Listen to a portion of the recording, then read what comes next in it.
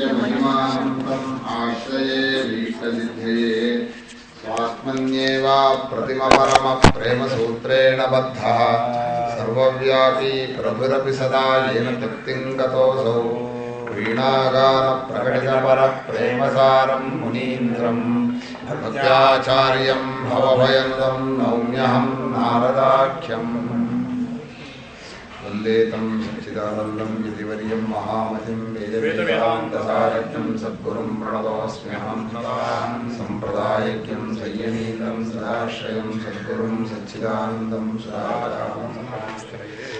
श्री सच्चिदानन्देन्द्र सरस्वती सद्गुरुभ्यो नमः शंकर भगवत्पूज्यपाद सद्गुरुभ्यो नमः लोकहानौ चिंता न कार्या ನಿವೇದಿತ ಆತ್ಮಲೋಕ ವೇದತ್ವಾ. ಇದು 61ನೇ ಸೂತ್ರ. ಮನುಷ್ಯನ ಬದುಕಿನಲ್ಲಿ ನಮಗೆ ಪ್ರಪಂಚದ ಚಿಂತೆ ಮಾಡಿ ಅಭ್ಯಾಸ. ಏನ್ರಿ ಕಾಲ ಕೆಟ್ಟ ಹೋಯಿತು, ಪ್ರಪಂಚದ ಆಗೋಯ್ತು, ಏನು ಮಾಡೋದು ಅಂಥೇಳಿ ಪ್ರತಿನಿತ್ಯ ಈ ಪ್ರಪಂಚದ ನ್ಯೂಸ್ ಬರುತ್ತಲ್ಲ, ಅದನ್ನು ಕೇಳಿ ಕೇಳಿ ಅದಕ್ಕೇನಾದರೂ ಮಾಡಬೇಕು ಏನಾದರೂ ಮಾಡಬೇಕು ಅಂತ ಬರುತ್ತೆ. ಇದು ಲೋಕದ ವಿಷಯದಲ್ಲಿ ಮನುಷ್ಯ ಮಾಡುವ ಒಂದು ಪ್ರಯತ್ನವನ್ನು ಬಹಳ ಜನ ಹೊಗಳ್ತಾರೆ. ಸಮಾಜ ಸೇವೆ ಮಾಡಬೇಕು, ಸಮಾಜ ಸೇವೆಯಿಂದ ಮನುಷ್ಯ ಇದಾಗ್ತಾನೆ, ತಾನು ಬರೀ ಮೋಕ್ಷಕ್ಕೆ ಹೋದರೆ ಅವನು ಸ್ವಾರ್ಥಿ, ಹೀಗೆಲ್ಲ ಬಹಳ ವ್ಯಾಖ್ಯಾನಗಳನ್ನ ಹೇಳ್ತಾರೆ. ಇದರಲ್ಲಿ ಏನು ಅಂತಂದರೆ, ಒಂದು ಪರಮಹಂಸರಂತೆ ಹೇಳೋದಾದರೆ ಇಡೀ ಲೋಕಕ್ಕೆ ನಾವು ಮಾಡೋದು ಏನೂ ಅಲ್ಲ. ಇಷ್ಟು ಲೋಕದ ಇಷ್ಟು ಸಮಸ್ಯೆಗೆ ಯಾವ ಉತ್ತರವನ್ನು ನೀವು ಕೊಡೋಕ್ಕಾಗೋದಿಲ್ಲ. ಅಸಾದ್ ಇಡೀ ಸಮುದ್ರದ ನೀರು ಉಪ್ಪು ನೀರಾಗಿಬಿಟ್ಟಿದೆ, ಅದನ್ನೇನಾದರೂ ಮಾಡಿ ಸಿಹಿ ಮಾಡೋಣ ಅಂಥೇಳಿ ಸಕ್ಕರೆ ಸುರಿದ್ರೆ ಏನೂ ಆಗೋದಿಲ್ಲ. ಒಂದು ಅಸಾಧ್ಯ, ಆದ್ದರಿಂದ ಚಿಂತೆ ಮಾಡಬೇಡಿ. ಅಪರಿಹಾರ್ಯರ್ಥೆ ನತ್ವಂ ಶೋಚಿತ. ಮೊದಲನೇ ಉತ್ತರ. ಇಲ್ಲಿ ಲೋಕ ಶಬ್ದಕ್ಕೆ ಇನ್ನೊಂದು ಅರ್ಥ ಇದೆ. ಲೋಕ ಅಂದರೆ ನಮ್ಮ ಜೀವನದಲ್ಲಿ ಬರಬೇಕಾದಂಥ ನಮಗೆ ಆಗಬೇಕಾದ ಪ್ರಯೋಜನ. ಲೋಕ ಅಂದರೆ ಫಲ, ಪ್ರಯೋಜನ ಅಂತ ಅರ್ಥ ಇದೆ. ನಮಗೇನಾಗುತ್ತೆ ಅಂದರೆ, ಭಗವದ್ಭಕ್ತಿಯಿಂದ ಏನೋ ಒಂದು ಭಜನೆಯನ್ನೋ ಪೂಜೆಯನ್ನೋ ಏನೋ ಒಂದು ಮಾಡ್ತಾ ಇರ್ತೀವಿ, ಆದರೆ ಎಷ್ಟೋ ಕೆಲಸ ಕೆಟ್ಟೋಗ್ಬಿಡುತ್ತೆ. ನಮ್ಮ ಲೌಕಿಕವಾದ ಕಾರ್ಯವೆಲ್ಲ, ನಮ್ಮ ಕರ್ತವ್ಯವೆಲ್ಲ ಬಿಟ್ಟೋಗ್ಬಿಡುತ್ತೆ.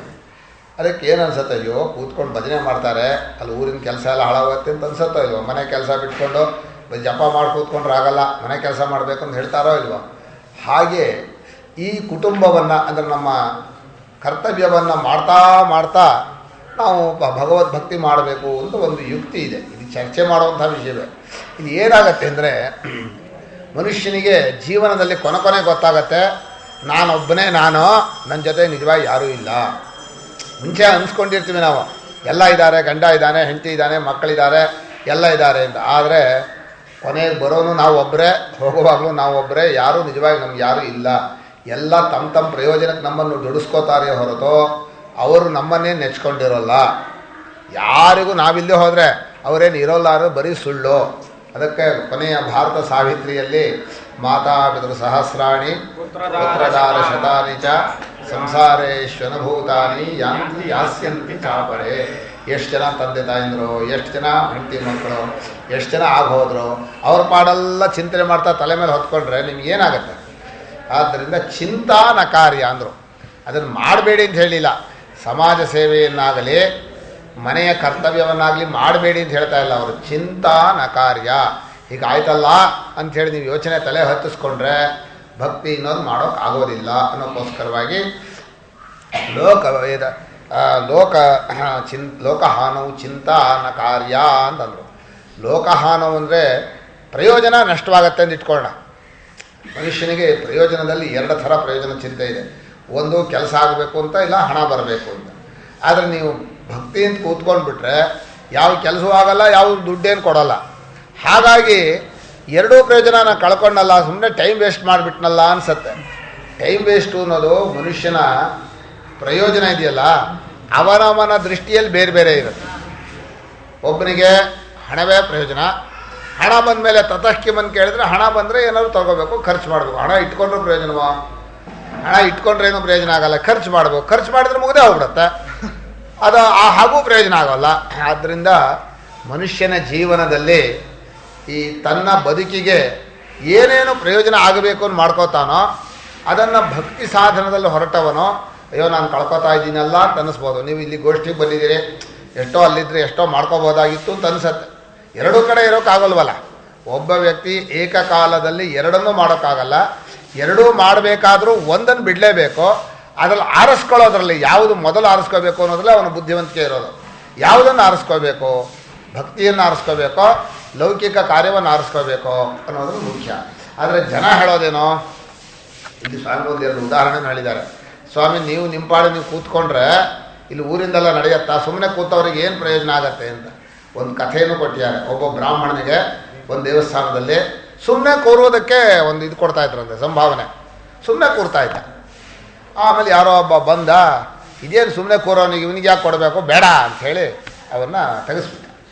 ಆಮೇಲೆ ಆ ಬ್ರಾಹ್ಮಣ ಹೇಳಿದ, ಸ್ವಾಮಿ ಸುಮ್ಮನೆ ಕೂರೋದು ಸುಲಭ ಅಲ್ಲ, ಭಾಳ ಕಷ್ಟ. ಸುಮ್ಮನೆ ಕೂರೋದು ಅಂದರೆ ಅವನು ಆತ್ಮಾರಾಮನ ಕೂರೋದು. ಆಮೇಲೆ ಅವನು ನಾನು ಕೂರ್ತೀನಿ ಅಂದ. ಕೂರ್ರಿ ನೋಡೋಣ ಅಂದ.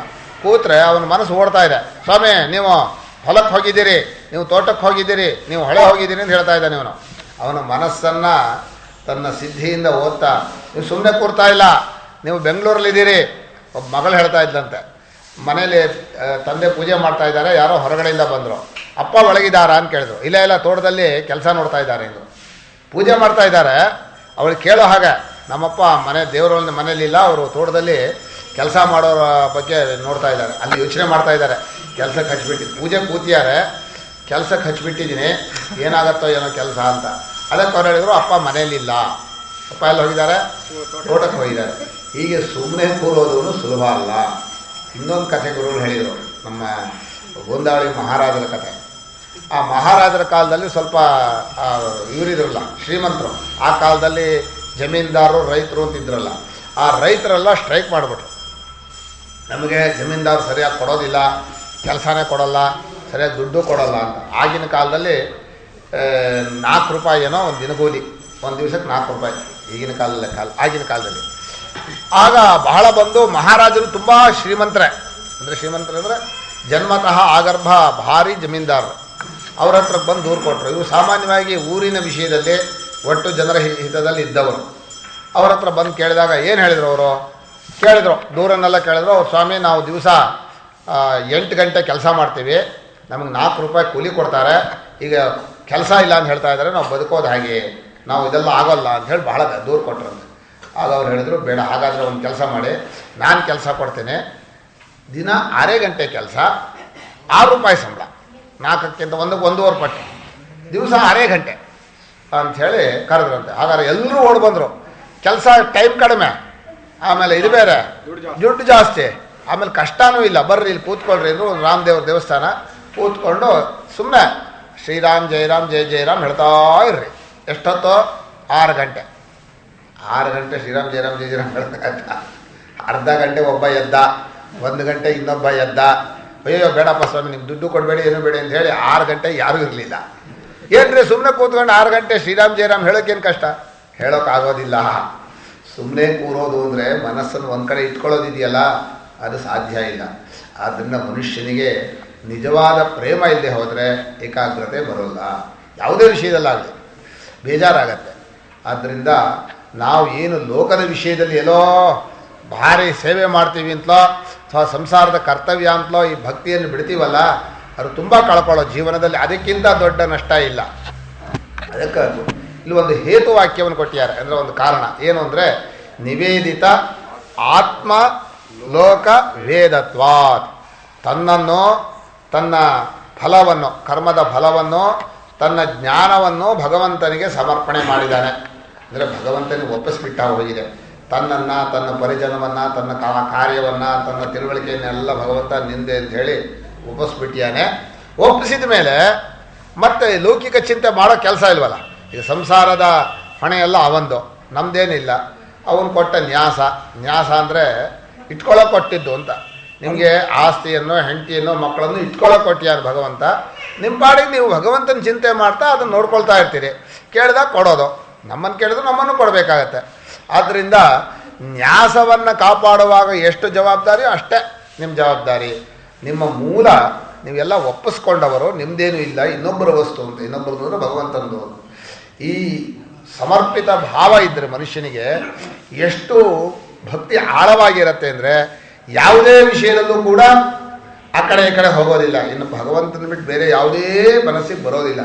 ಬಹಳ ಜನ ಕೇಳ್ತಾರೆ, ನಮ್ಮ ಭಗವಂತನ ಭಾವನೆಯೇ ಬರೋದಿಲ್ಲ, ಭಗವಂತನ ಬಗ್ಗೆ ಆಳವಾದ ಪ್ರೇಮವೇ ಬರೋದಿಲ್ಲ ಅಂತ. ಪ್ರೇಮ ಅನ್ನೋದನ್ನು ಹೇಳ್ಕೊಡ್ಬೇಕಾಗಿಲ್ಲ. ಭಗವಂತನ ಕಡೆ ಪ್ರೇಮ ಬರಲ್ಲ ಅಂದರೆ ಬೇರೆ ಕಡೆ ಪ್ರೇಮ ಇದೆ ಅಂತ ಅರ್ಥ. ನಾವು ಹೇಗೆ ದೋಷ ಕಂಡ್ಕೋಬೇಕು ಅಂದರೆ, ನನಗೆ ಯಾಕೋ ಭಗವಂತನ ವಿಚಾರ ಕೇಳ್ತಾ ಇದ್ರೆ ಆಸಕ್ತಿ ಬರೋಲ್ಲ ಅಂದರೆ ಬೇರೆ ಕಡೆ ಆಸಕ್ತಿ ಇದೆ ಬರೋಲ್ಲ. ಒಂದೇ ನಮಗೆ ನಾಲ್ಗೆ ಕೆಟ್ಟೋಗಿದೆ, ಜ್ವರ ಬಂದು ಅಂದರೆ ಆಹಾರ ರುಚಿ ಗೊತ್ತಾಗ್ತಾ ಇಲ್ಲ. ಆಹಾರ ರುಚಿ ಇಲ್ಲ ಅಂತ ಅರ್ಥ ಅಲ್ಲ, ನಾಲ್ಗೆ ಕೆಟ್ಟೋಗಿದೆ. ಹಾಗೆ ಮನುಷ್ಯನು ಭಕ್ತಿಯನ್ನು ಆರಂಭ ಮಾಡಿದ ಮೇಲೆ ಲೌಕಿಕ ಚಿಂತೆಯನ್ನು ಬಿಡಬೇಕು ಅಂತ ಹೇಳ್ತಾರೆ. ಈ ಲೌಕಿಕ ಚಿಂತೆಯಲ್ಲಿ 3 ಅರ್ಥ ಇದೆ. ಒಂದು, ಸಾಮಾಜಿಕ ಕೆಲಸದ ಚಿಂತೆ ಬಿಡಬೇಕು.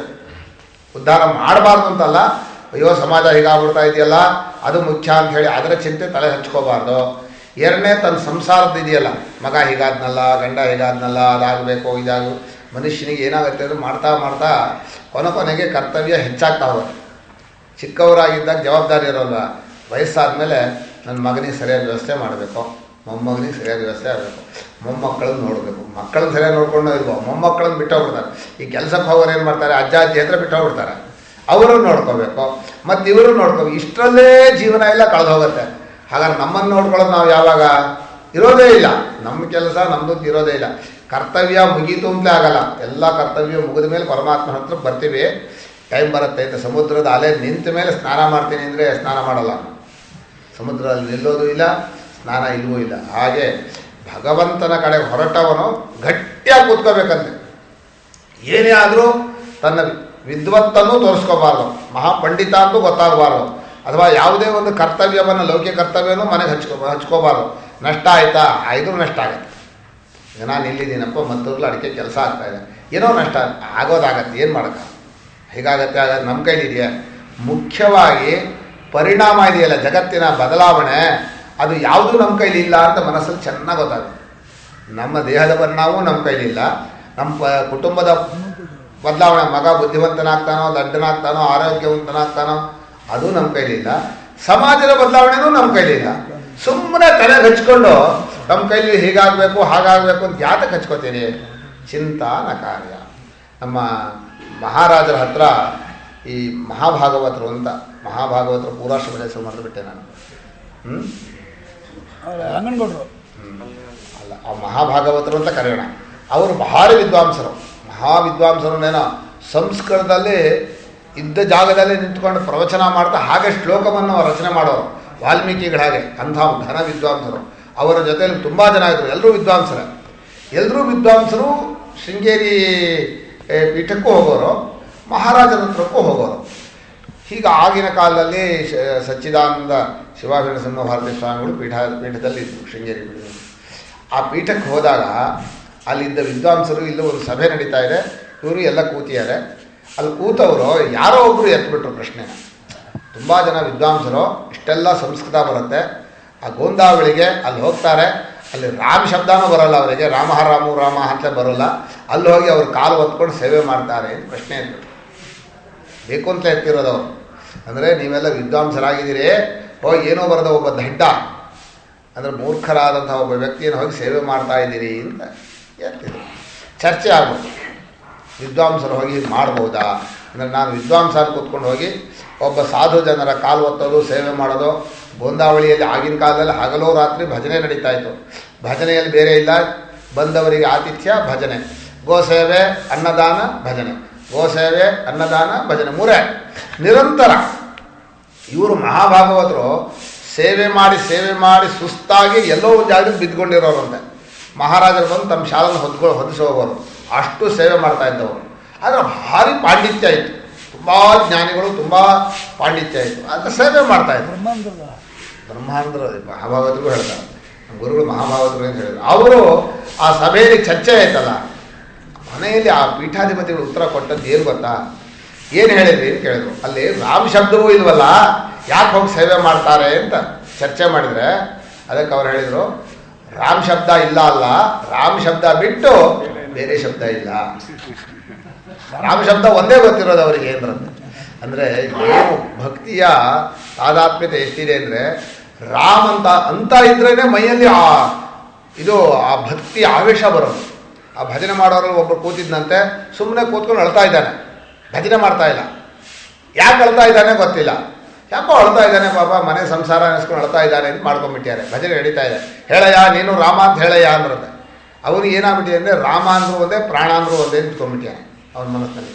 ಅದನ್ನೇ ಯೋಚನೆ ಮಾಡ್ತಾ ನಾನು ರಾಮನ ಪ್ರಾಣವಾಗಿ ಇಟ್ಕೊಂಡಿದ್ದೀನಿ, ರಾಮ ನನಗೆ ಭಾಳ ಮುಖ್ಯ ಅಂತೇಳಿ ರಾಮನೇ ನೆನೆಸ್ಕೊಂಡು ಅಳ್ತಾ ಇದ್ದಾನೆ. ಬಲಾತ್ಕಾರವಾಗಿ ಹೇಳಿಬಿಟ್ರು, ಹೇಳಿಬಿಡ್ಲಾ ಅಂದರು. ಹೇಳಿಬಿಟ್ರೆ ಅವನ ಮನಸ್ಸಿನ ಭಾವನೆ ಏನು ಅಂದರೆ ರಾಮ ಅಂದರೆ ರಾಮ ಹೊರಗೆ ಹೋದ ಅಂತ. ರಾಮ ಹೊರಗೆ ಹೋದ್ರೆ ಏನಾಗುತ್ತೆ? ಪ್ರಾಣ ಹೋಗುತ್ತೆ. ಪ್ರಾಣ ಹೋಯೇ ಬಿಡೋದು. ರಾಮ ಅಂದ್ರೆ ಪ್ರಾಣನೇ ಹೋಗುತ್ತೆ. ಅಂದರೆ ರಾಮನೂ ಪ್ರಾಣನೂ ಒಂದೇ. ರಾಮ ಅಂದರೆ ರಾಮನ ಬಿಟ್ಟೆ ಅಂತ ಮಾಡ್ಕೊಂಡ್ಬಿಟ್ಟ ಅವನು ಭಾವನೆಯಲ್ಲಿ. ನಾನು ರಾಮನ ಕಳ್ಕೊಂಡೆ, ಪ್ರಾಣನೇ ಹೋಯ್ತು. ಅಂದರೆ ಪ್ರೀತಿಸೋರು ಎಷ್ಟು ಆಳವಾಗಿ ಪ್ರೀತಿಸ್ತಾರೆ. ಒಬ್ಬ ಪರಮಾತ್ಮನ ಪ್ರೇಮ ಎಷ್ಟು ಜೋರಾಗಿರುತ್ತೆ ಅಂದರೆ ಜಗತ್ತಿನ ಎಲ್ಲ ಭಾವನೆಗಳನ್ನು ಪಕ್ಕಕ್ಕೆ ತಳ್ಕೊಂಡು ಬರಬೇಕು. ಅಷ್ಟು ಆಳವಾಗಿದ್ದರೆ ನಿಜವಾಗಿ ಆ ಭಗವಂತನ ಭಕ್ತಿ ಪ್ರೇಮ ಅನ್ನೋದು ಒಳಗೆ ಬರುತ್ತೆ. ಇಲ್ಲಿ ಹೋದ್ರೆ ಬರೋಲ್ಲ. ಅದು ನಮ್ಗೆ ಅನಿಸುತ್ತೆ, ಅಯ್ಯೋ ಇದೆ ಹೀಗೆ ನಾವು ಕಳೀತಾ ಇದ್ದೀವಿ, ಭಗವಂತ ಅಂತ ಗೊತ್ತಾಗಲ್ಲ, ಒಂದು ಇಲ್ಲ, ಅವನ ಕಣ್ಣೆದ್ರಿಗೆ ಬರೋದು ಇಲ್ಲ, ಅವನ ವ್ಯವಹಾರಕ್ಕೆ ಸಿಕ್ಕೋದು ಇಲ್ಲ ಅಂತ. ಇದಿಷ್ಟು ಲೋಕಹಾನು ಚಿಂತಾ ನಕಾರ್ಯ ನಿವೇದಿತ ಆತ್ಮಲೋಕ ವೇದತ್ವ. ಉದಾಹರಣೆ ಹೇಳಿದ್ದಾರೆ. ಎಲ್ಲವನ್ನೂ ಒಪ್ಪಿಸಿದ ಮೇಲೆ ನಿಂದೇ ಭಾರ, ನಂದೇನೂ ಇಲ್ಲ, ನನ್ನವರು ಅಂತಿಲ್ಲ, ನನ್ನದು ಅಂತಿಲ್ಲ ಅಂತ ಎಲ್ಲ ಒಪ್ಪಿಸಿದ ಮೇಲೆ ಚಿಂತೆ ಯಾಕೆ ಮಾಡ್ತೀರಿ? ಚಿಂತೆ ಮಾಡ್ತೀರಿ ಅಂತ ಅರ್ಥ ಏನೋ? ಪೂರ ಒಪ್ಪಿಸಿಲ್ಲ ಅಂತ ಅರ್ಥ. ಯಾವಾಗ ಮನುಷ್ಯನಿಗೆ ಸಮರ್ಪಣೆಯ ಭಾವ ಪೂರ್ತಿ ಬರಲಿಲ್ಲ, ಚಿಂತೆ ಮಾಡ್ತಾ ಇರ್ತಾನೆ. ಹೀಗೆ ಭಗವಂತನ ಚಿಂತೆಯಲ್ಲಿ ಅಡ್ಡಿಯಾದದ್ದು ಇದು ಲೋಕಚಿಂತೆ. ಅದನ್ನು ಮಾಡಬಾರ್ದು ಅಂತ ಹೇಳಿದರು. ಲೋಕಚಿಂತೆಯಿಂದ ಮೂರು ಅಂತ ಹೇಳಿದ್ನಲ್ಲ. ಈಗ ಈ ಲೋಕಚಿಂತೆ ಮಾಡಬಾರ್ದು ಅಂತ ಹೇಳಿದಾಗ ಭಗವಂತನ ಚಿಂತೆ ಮಾಡೋಕ್ಕೋಸ್ಕರ ನಾನು ಬಿಟ್ಟಿದ್ದೀವಿ ಭಗವಂತನ ಪ್ರೇಮವನ್ನು. ಹಾಗಾದರೆ ನಮ್ಗೆ ಆಗೋದೇ ಇಲ್ಲ ಅಂತ ಇಟ್ಕೊಳ್ಳೋಣ. ಏನೋ ಭಗವಂತನ ಚಿಂತೆ ಮಾಡೋಕ್ಕೆ ಆಗೋದಿಲ್ಲ, ನಮ್ಮ ಜೀವನದಲ್ಲಿ ಅಷ್ಟು ಇಲ್ಲವೇ ಇಲ್ಲ ಅಂತ. ಅದಕ್ಕೆ ಇನ್ನೂ ಕೆಳಗಿನ ಮಟ್ಟಲು ಬಂದರು. ಭಗವಂತನಲ್ಲಿ ಭಕ್ತಿ ಬಂದು ಭಕ್ತಿ ಭಾವದಲ್ಲಿದ್ದಾಗ ಕಳ್ಕೊಂಡೆ ಅಂತ ನಷ್ಟವಾಯಿತು ಅಂತ ಯೋಚನೆ ಮಾಡಬೇಡ. ನಾನು ಇಷ್ಟೊತ್ತು ಕೂತ್ಕೊಂಡು ಭಜನೆ ಮಾಡಿದೆ, ನಂಗೆ ಅಲ್ಲಿ ಅಷ್ಟು ನಷ್ಟವಾಯಿತು, ಅಂಥ ಕೆಲಸ ಕೆಟ್ಟೋಯ್ತು, ಅದೆಲ್ಲ ಹಾಳಾಗಿ ಹೋಯಿತು, ಲೋಕ ನಷ್ಟ ಆಯಿತು, ಸಂಸಾರಕ್ಕೆ ಅನ್ಯಾಯವಾಯಿತು, ಇದೆಲ್ಲ ಯೋಚನೆ ಮಾಡಬೇಡ ಅಂದರು. ಈಗ ಆಗಲ್ಲ, ನಂಗೆ ಅದೆಲ್ಲ ಬಿಡೋಕ್ಕೆ ಸಾಧ್ಯ ಇಲ್ಲ ಅಂತ ಏನಾದರೂ ಅಂದ್ಕೊಂಡ್ರೆ ನ ತದ ಸಿದ್ಧವು ಲೋಕವ್ಯವಹಾರೋ ಹೇಯ ಅಂತ ಮುಂದಿನ ಸೂತ್ರ ಹೇಳಿದರು. ತದ ಸಿದ್ಧವು ಭಕ್ತಿ ಸಿದ್ಧವಾಗಿಲ್ಲ. ಭಕ್ತಿ ನಮ್ಮ ಹೃದಯದಲ್ಲಿ ಬೇರೂರಿಲ್ಲ. ಯಾಕೆ ಬೇರೂರಿಲ್ಲ ಅಂತ ನೀವು ಕೇಳಬಹುದು. ಇದೇನಾಗತ್ತೆ, ಪ್ರೇಮಿಸೋನಿಗೆ ಪ್ರೇಮಿಸಬೇಕಾದ ವಸ್ತು ಹೇಗಾದರೂ ಒಂದು ಚೂರಾದರೂ ಸಿಗಬೇಕು. ನಮ್ಮ ಬುದ್ಧಿ ಏನಾಗತ್ತೆ ಅಂದರೆ ರಾಮನ ನೋಡಿದರೆ ಕಲ್ಲು ಕಾಣುತ್ತೆ. ನಿಜವಾದ ಭಗವಂತನೇ ಬಂದು ಅವತಾರ ಮಾಡಿದ್ರು ನೀನು ಭಗವಂತ ಅಲ್ಲ ಅಂದ್ಬಿಡ್ತೀವಿ ನಾವು. ನಮ್ಮ ಬುದ್ಧಿ ಅಷ್ಟೇ. ನಮಗೆ ಎಲ್ಲವೂ ಭಗವಂತವಾಗಿ ನೋಡೋಕೆ ಬರೋದಿಲ್ಲ. ಈ ಪರಮಾತ್ಮನ ಬಗ್ಗೆ ಒಂದು ಪ್ರೇಮವನ್ನು ಹೇಳೋದಾದರೆ ವ್ಯಾವಹಾರಿಕ ಪ್ರೇಮಕ್ಕೂ ಭಗವತ್ ಪ್ರೇಮಕ್ಕೂ ವ್ಯತ್ಯಾಸ ಇದೆ. ವ್ಯವಹಾರದಲ್ಲಿ ಏನಾಗಿದೆ, ರೂಢಿ ಇದೆ, ಒಂದು ಬಳಕೆ ಇದೆ. ನಾವು ದಿವಸ ಬಳಸ್ತೀವಿ. ಬಳಸೋವಾಗ ನಮ್ಮ ಕಲ್ಪನೆಯಲ್ಲಿ ಅವರ ಮನಸ್ಸನ್ನು ಓದ್ತೀವಿ. ಆ ಮಗುವಿನ ಮನಸ್ಸು ಹೀಗಿದೆ ಹಾಗಿದೆ ಅಂತ. ಇವಾಗ ಮಗುವಿನ ಮನಸ್ಸು ಹೇಗಿರುತ್ತೋ ಯಾರಿಗೂ ಗೊತ್ತಿಲ್ಲ. ಆದರೂ ಎಷ್ಟೋ ಮಟ್ಟಿಗೆ ಅವರ ಅರ್ಥವಾಗಿದೆ ಮಾಡ್ಕೋತೀವಿ. ಒಬ್ರಿಗೊಬ್ಬರಿಗೆ ಅಟ್ಯಾಚ್ಮೆಂಟ್ ಅಂತಾರಲ್ಲ, ಬೆಳ್ಕೊಳ್ಳುತ್ತೆ, ಅಲ್ಲಿ ಪ್ರೀತಿ ಕಾಣುತ್ತೆ. ಭಗವಂತನ ಬಗ್ಗೆ ಹಾಗೆ ವ್ಯವಹಾರ ಮಾಡೋದು ಹೇಗೆ?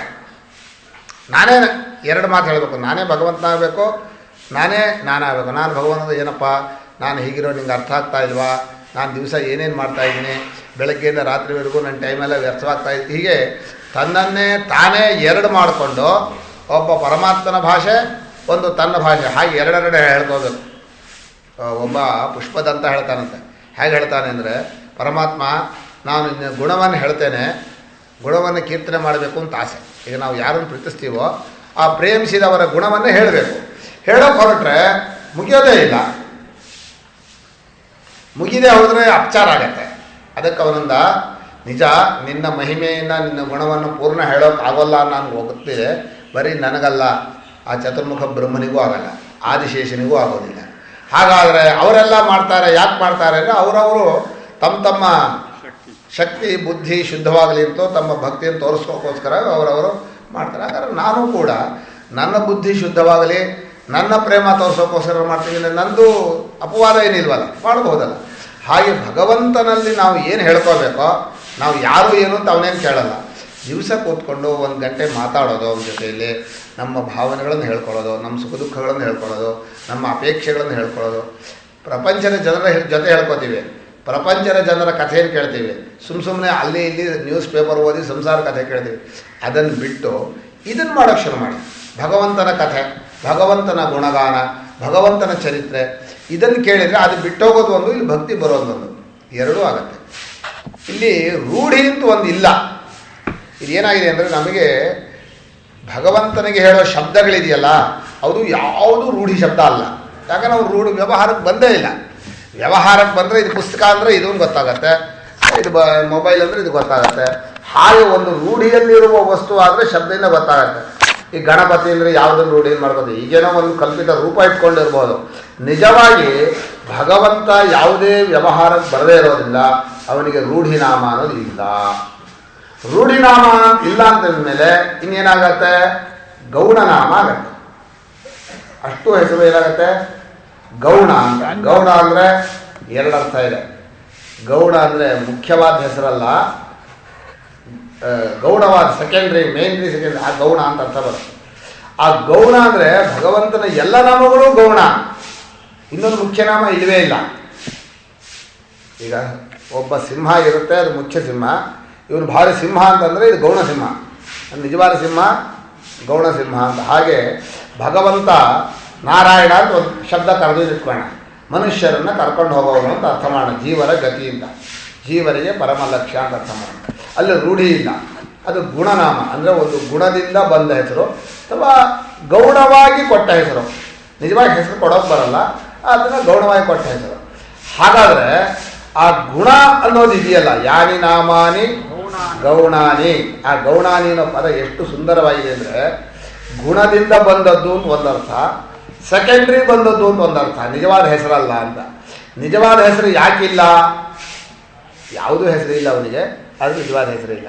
ಎಲ್ಲ ಹೆಸರು ಗೌಣವೇ, ಗುಣದಿಂದಲೇ ಬಂದದ್ದು. ಗುಣದಿಂದ ಬಂದ ಅಂದರೆ ಭಗವಂತ ನಮ್ಮನ್ನು ಕರ್ಕೊಂಡು ಹೋಗ್ತಾನೆ, ನಮ್ಮ ಜೊತೆ ನಡೆಸ್ಕೊಂಡು ಹೋಗ್ತಾನೆ, ನಮ್ಮನ್ನು ತಪ್ಪಾಗಿ ತಿಳಿಯೋದಿಲ್ಲ, ನಮ್ಮ ಆನಂದ ರೂಪನಾಗಿದ್ದಾನೆ, ನಮ್ಮ ಇಂದ್ರಿಯಗಳ ಗುಂಪಿಗೆ ಅವನೇ ಅಧ್ಯಕ್ಷನಾಗಿದ್ದಾನೆ, ನಮಗೆ ಶಕ್ತಿಯನ್ನು ಕೊಡ್ತಾ ಇದ್ದಾನೆ. ಇವುಗಳಿಂದ ಒಂದೊಂದು ಹೆಸರು. ಶಕ್ತಿ ಮೊದಲನೇ ದಿವಸ ವ್ಯಾಖ್ಯಾನ ಮಾಡಿಬಿಟ್ಟಿದ್ದಾರೆ. ಶಕ್ತಿಯನ್ನು ಕೊಡೋದ್ರಿಂದ ದೇವಿಯನ್ನು ಕರೆದ್ವಿ, ಗುಂಪಿಗೆ ಅಧ್ಯಕ್ಷನಾದ್ರಿಂದ ಗಣಪತಿನ ಕರೆದ್ವಿ, ನಮ್ಮ ಜೀವನ ಕರ್ಕೊಂಡು ಹೋಗೋದ್ರಿಂದ ನಾರಾಯಣ ಅಂತ ಕರೆದ್ವಿ, ಎಲ್ಲೆಲ್ಲೂ ಇರ್ತಾನೆ ಎಲ್ಲರಲ್ಲೂ ಇರ್ತಾನೆ ಅಂತ ಹೇಳಿದ್ರಿಂದ ವಾಸುದೇವ ಅಂತ ಕರೆದ್ವಿ. ಈಗ ಒಂದು ಪ್ರಶ್ನೆ ಮಾಡೋಣ, ಅವನು ಎಲ್ಲೆಲ್ಲೂ ಇರ್ತಾನೆ ಎಲ್ಲರಲ್ಲೂ ಇರ್ತಾನೆ, ಅವನಲ್ಲಿ ಎಲ್ಲೂ ಇದೆ. ಹೀಗೆ ಹೇಳಿದರೆ ಎಲ್ಲೆಲ್ಲೂ ಇರ್ತಾನೆ ಅಂದರೆ ಒಳಗಿದ್ದಾನೆ ಅಂದರೆ ನಮ್ಮ ಬುದ್ಧಿಗೆ ಅನಿಸುತ್ತೆ, ಒಳಗಿದ್ದಾನೆ ಇಷ್ಟಿದ್ದಾನೆ ಅನಿಸುತ್ತೆ. ಎಲ್ಲವೂ ಅವನೊಳಗಿದೆ ಅಂದರೆ ಅವನು ದೊಡ್ಡದಾಗಿದ್ದಾನೆ, ಅದರೊಳಗೆ ಹೊಟ್ಟೆ ಒಳಗೆ ನಾವೆಲ್ಲ ಇದ್ದೀವಿ ಅನ್ಸುತ್ತೆ. ಎರಡೂ ಹೊಂದಿಸೋದು ಹಾಗೆ, ಎಲ್ಲವೂ ಅವನೇ ಆದರೆ ಎರಡು ಹೋಗಿ, ಮೊದಲನೇ ಎರಡು ಹೋಯ್ತು. ಎಲ್ಲೆಲ್ಲೂ ಇರ್ತಾನೆ, ಎಲ್ಲವೂ ತನ್ನೊಳಗಿರ್ತಾನೆ, ಎಲ್ಲವೂ ಅವನೇ. 3 ವಾಕ್ಯ ಹೇಳಿದರೆ 2 ವಾಕ್ಯ ಕ್ಯಾನ್ಸಲ್ ಆಗುತ್ತೆ. ಯಾವ 2 ವಾಕ್ಯ ಕ್ಯಾನ್ಸಲ್ ಆಗುತ್ತೆ? ಎಲ್ಲೆಲ್ಲೂ ಇದ್ದಾನೆ ಅಂದರೆ ಎಲ್ಲೆಲ್ಲೂ ಇರಬೇಕಾ? ಇಲ್ಲ. ಎಲ್ಲವೂ ಅವನೊಳಗಿದೆ ಅಂದರೆ ಎಲ್ಲವೂ ಅನ್ನೋದು ಇರಬೇಕಾ? ಅದೂ ಇಲ್ಲ. ಎಲ್ಲವೂ ಅವನೇ ಬಿಟ್ಟರೆ ಮೊದಲನೇ 2 ವಾಕ್ಯ ಹೋಗೇ ಬಿಡುತ್ತೆ. ಈಗ ವಾಸನಾತ್ ವಾಸುದೇವಸ್ಯ ಅಂತ ಹೇಳ್ತೀವಲ್ಲ, ಅದಕ್ಕೆ ನಾವು ಹೇಳಿದ್ರು ಗೌಣ ಅಂತ. ಗೌಣ ಅಂದರೆ ಮುಖ್ಯಾರ್ಥ ಒಂದಲ್ಲ, ಒಂದು ಗುಣವನ್ನು ಕೊಡ್ತೀವಿ. ನಮಗೆ ಎಲ್ಲೆಲ್ಲೂ ಇರ್ತಾನೆ ಎಲ್ಲರಲ್ಲೂ ಇರ್ತಾನೆ ಅಂದರೆ ಒಂದು ಭಕ್ತಿಗೆ ಅನುಕೂಲ ಆಗಿದೆ, ಅಷ್ಟಕ್ಕೆ ಕೊಟ್ಟಿವಿ. ಹೀಗೆ ಭಗವಂತನ ಎಲ್ಲ ಶಬ್ದಗಳು ಕೂಡ ಬಿಡಿಸಿದರೆ ಒಂದು ಗುಣವನ್ನು ಕೊಡುತ್ತೆ. ಆ ಗುಣವನ್ನು ಕೊಟ್ಟರೆ ಆ ಗುಣ ಭಕ್ತಿಗೆ ಬೇಕಾಗತ್ತೆ. ಅದಕ್ಕೆ ಬೇಕಾದ ರೂಪವನ್ನು ಕೊಡ್ತೀವಿ ನಾವು. ಈಗ ರಾಮ ಅಂತ ಒಂದು ಶಬ್ದವನ್ನು ತಗೊಂಡು ಬಿಡಿಸ್ತೀವಿ, ಆನಂದ ರೂಪ. ಎಲ್ಲಿ ಎಲ್ಲರೂ ರಾಮತೆ ಆನಂದ ಬರ್ತಾರೋ ಅವನು ರಾಮ. ನಾವು ಜಗತ್ತಲ್ಲಿ ಇದೆಲ್ಲ ಆನಂದ ಬರ್ತೀವಿ ಅನ್ನೋದು ಅದರಲ್ಲೂ ಅಷ್ಟೇ, ಒಳಗಿರೋನು ಅವನೇ. ಪರಮಾತ್ಮನ ಸೌಂದರ್ಯವೋ ಪರಮಾತ್ಮನ ಮಾಧುರ್ಯವೋ ಪರಮಾತ್ಮನ ಲಾವಣ್ಯವೋ ವಸ್ತುಗಳಲ್ಲಿ ತೋರ್ತಾ ಇದೆ. ಅದರಿಂದ ನೀವು ಆನಂದ ಬರ್ತೀರಿ. ಆನಂದ ಪಟ್ಟದ್ದು ಇದರಿಂದ ಅನ್ಕೋತೀರಿ, ನಿಜವಾಗಿ ಆನಂದ ಬರ್ತಾ ಇರೋದು ಪರಮಾತ್ಮನಿಂದಲೇ. ಆದ್ದರಿಂದ ಪರಮಾತ್ಮನ ಹೆಸರೇನೋ ರಾಮ ಅಂತ ಹೆಸರು ಕೊಟ್ಟಿವಿ. ಈಗ ಆ ರಾಮ ಅನ್ನೋ ಹೆಸರಿಗೆ ತಕ್ಕ ಹಾಗೆ ಬರೀ ಹೆಸರು ಕೊಟ್ಟರೆ ಆ ಗುಣ ಆಯಿತು. ವ್ಯಕ್ತಿ ಯಾರು ಅಂತ ಕೇಳ್ತೀವಿ. ವ್ಯಕ್ತಿಗೋಸ್ಕರ ಒಂದು ಚಿತ್ರವನ್ನು ಕೊಟ್ಟರು.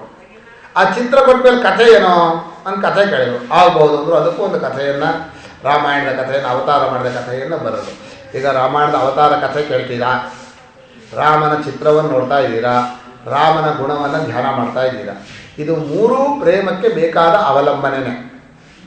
ಹಾಗೆ ಎಲ್ಲ ದೇವರ ಕಥೆಗಳು, ಗುಣಗಳು, ರೂಪಗಳು ನಿಮ್ಮ ಮನಸ್ಸಿನಲ್ಲಿ ಹೇಳ್ತಾನೇ ಇರಬೇಕು. ಹೇಳ್ತಾ ಇರಬೇಕು ಅಂದರೆ ಪ್ರೇಮದಿಂದ ಎಬ್ಬಿಸ್ಬೇಕು. ನಮ್ಮವನು ಅಂತ ಮಾಡ್ಕೋಬೇಕು. ನಮ್ಮವನು ಮಾಡ್ಕೊಂಡು ಕಥೆ ಕೇಳ್ತಾ ಇರಬೇಕು. ಆಗ ಭಾವನೆ ಮಾಡಿ ಕಥೆ ಕೇಳ್ತಾ ಇದ್ದರೆ ಈ ಎಲ್ಲ ಪ್ರಾಪಂಚಿಕ ವಿಷಯವು ತಾನಾಗಿ ಪಕ್ಕಕ್ಕೆ ಸರ್ಕೊಳ್ತಾ ಹೋಗುತ್ತೆ. ಅದಕ್ಕೆ ನಾನು ಕೆಲವೊಮ್ಮೆ ಹೇಳ್ತೇನೆ, ಭಾಗವತದಲ್ಲಿ ಭಕ್ತಿ ಪ್ರಧಾನ. ಅದರ ನಿಜವಾಗಿ ಭಕ್ತಿ ಅಂದರೂ ಕೊನೆಯಲ್ಲಿ ಜ್ಞಾನ ಅನ್ನೋ ವಿಷಯ ಇದೆ. ಆದರೆ ಭಕ್ತಿ ಪ್ರಧಾನವಾದ ಅವ್ರು ಹೇಳೋದು ಹೇಗೆ ಅಂದರೆ, ಬೇಡ ಅಂದರೂ ಭಗವಂತ ಹೃದಯದಲ್ಲಿ ಬಂದು ನೆಲೆ ನಿಲ್ತಾನೆ. ಅಷ್ಟು ಜೋರಾಗಿದೆ ನಮ್ಮದ್ರಲ್ಲಿ. ಆ ಭಗವಂತನ ಲೀಲೆಗಳಿದೆಯಲ್ಲ, ಆ ಲೀಲೆಗಳನ್ನು ಕೇಳ್ತಾ ಇದ್ದರೆ ಕೇಳ್ತಾನೆ ನಿಮ್ಮ ಮನಸ್ಸಿನಲ್ಲಿ ಭಕ್ತಿ ಬರುತ್ತೆ. ಆದ್ದರಿಂದ ಭಗವಂತನ ಕಥೆಯನ್ನು, ಭಗವಂತನ ಗುಣವನ್ನು, ಭಗವಂತನ ನಾಮ ಜಪವನ್ನು ಅವಶ್ಯವಾಗಿ ಭಕ್ತಿಗೋಸ್ಕರ ಮಾಡಬೇಕು, ಭಕ್ತಿಯಿಂದ ಮಾಡಬೇಕು. ಮಾಡ್ತಾ ಇದ್ದರೆ ಭಕ್ತಿ ಬೆಳೆಯುತ್ತೆ. ಭಕ್ತಿ ಬೆಳೆದಾಗೆ ಮಾಡ್ತಾ ಹೋಗ್ತಾನೆ. ಇದನ್ನು ಮಾಡೋದ್ರಲ್ಲಿ ನಮ್ಗೆ ಆಗೋಲ್ಲ ಅಂತ ಅನಿಸಿದರೆ, ಸಾಧ್ಯವೇ ಇಲ್ಲ ಅನಿಸಿದರೆ, ಲೋಕವ್ಯವಹಾರೋ ನಹೇಯ. ಲೋಕದಲ್ಲಿ ಏನು ನಡವಳಿಕೆ ಬಂದಿದೆಯೋ ಅದು ಈಶ್ವರನ ಆಜ್ಞೆಯಿಂದ ಬಂದಿದೆ. ಪರಮಾತ್ಮನೇ ಒಂದು ರೀತಿ ನಮಗೆ ಇದನ್ನು ಕೊಟ್ಟಿಯಾನೆ, ನೋಡಯ್ಯ ನೀನು ಹೀಗಿರಬೇಕು ಅಂತ.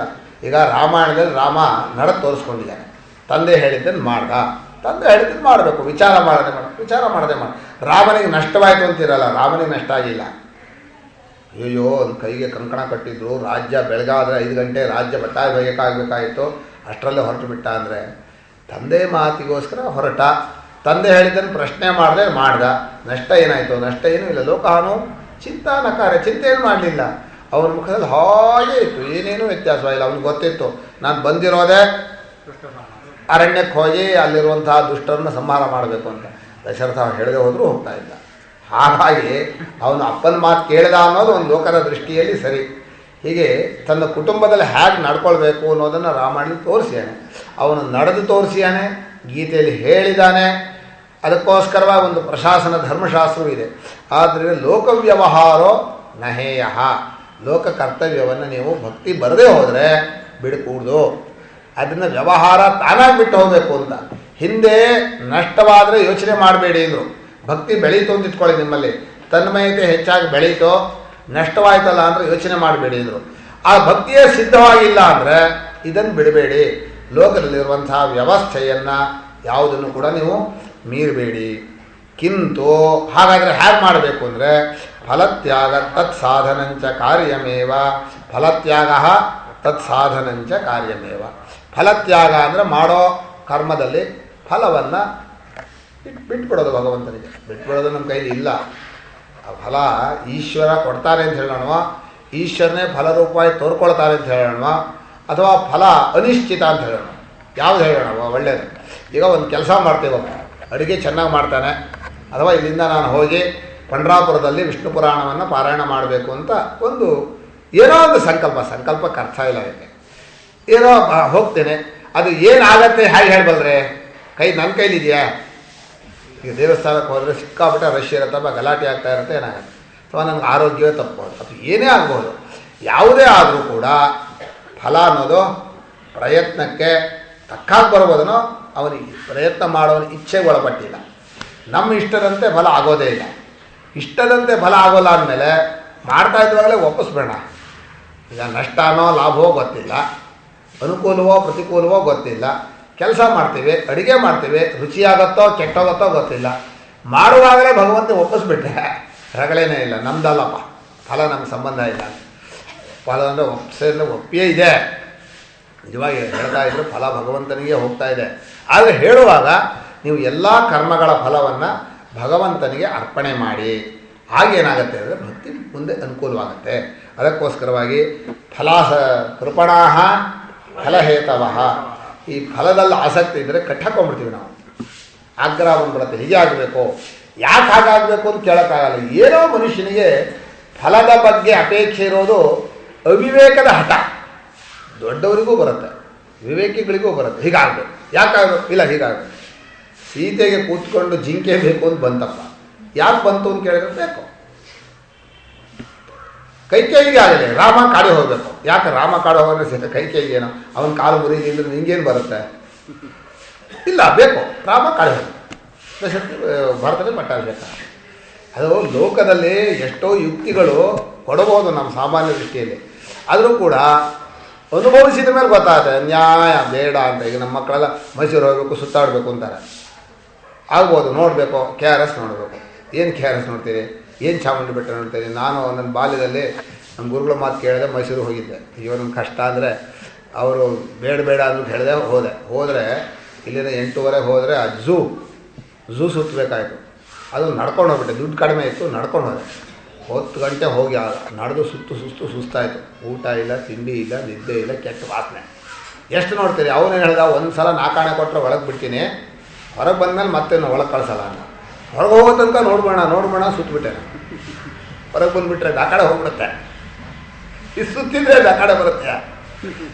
ನಮ್ಮ ಬುದ್ಧಿ ಏನು ಅಂದರೆ, ಆ ಕಾಲದಲ್ಲಿ ಚಿಕ್ಕ ಹುಡುಗ ನಾನು 4 ಆಣೆ ಕೊಟ್ಟೆ, ಒಳಗೆ ಹೋಗ್ಬಿಟ್ಟೆ, ಸುತ್ತಾ ಇದ್ದೀನಿ.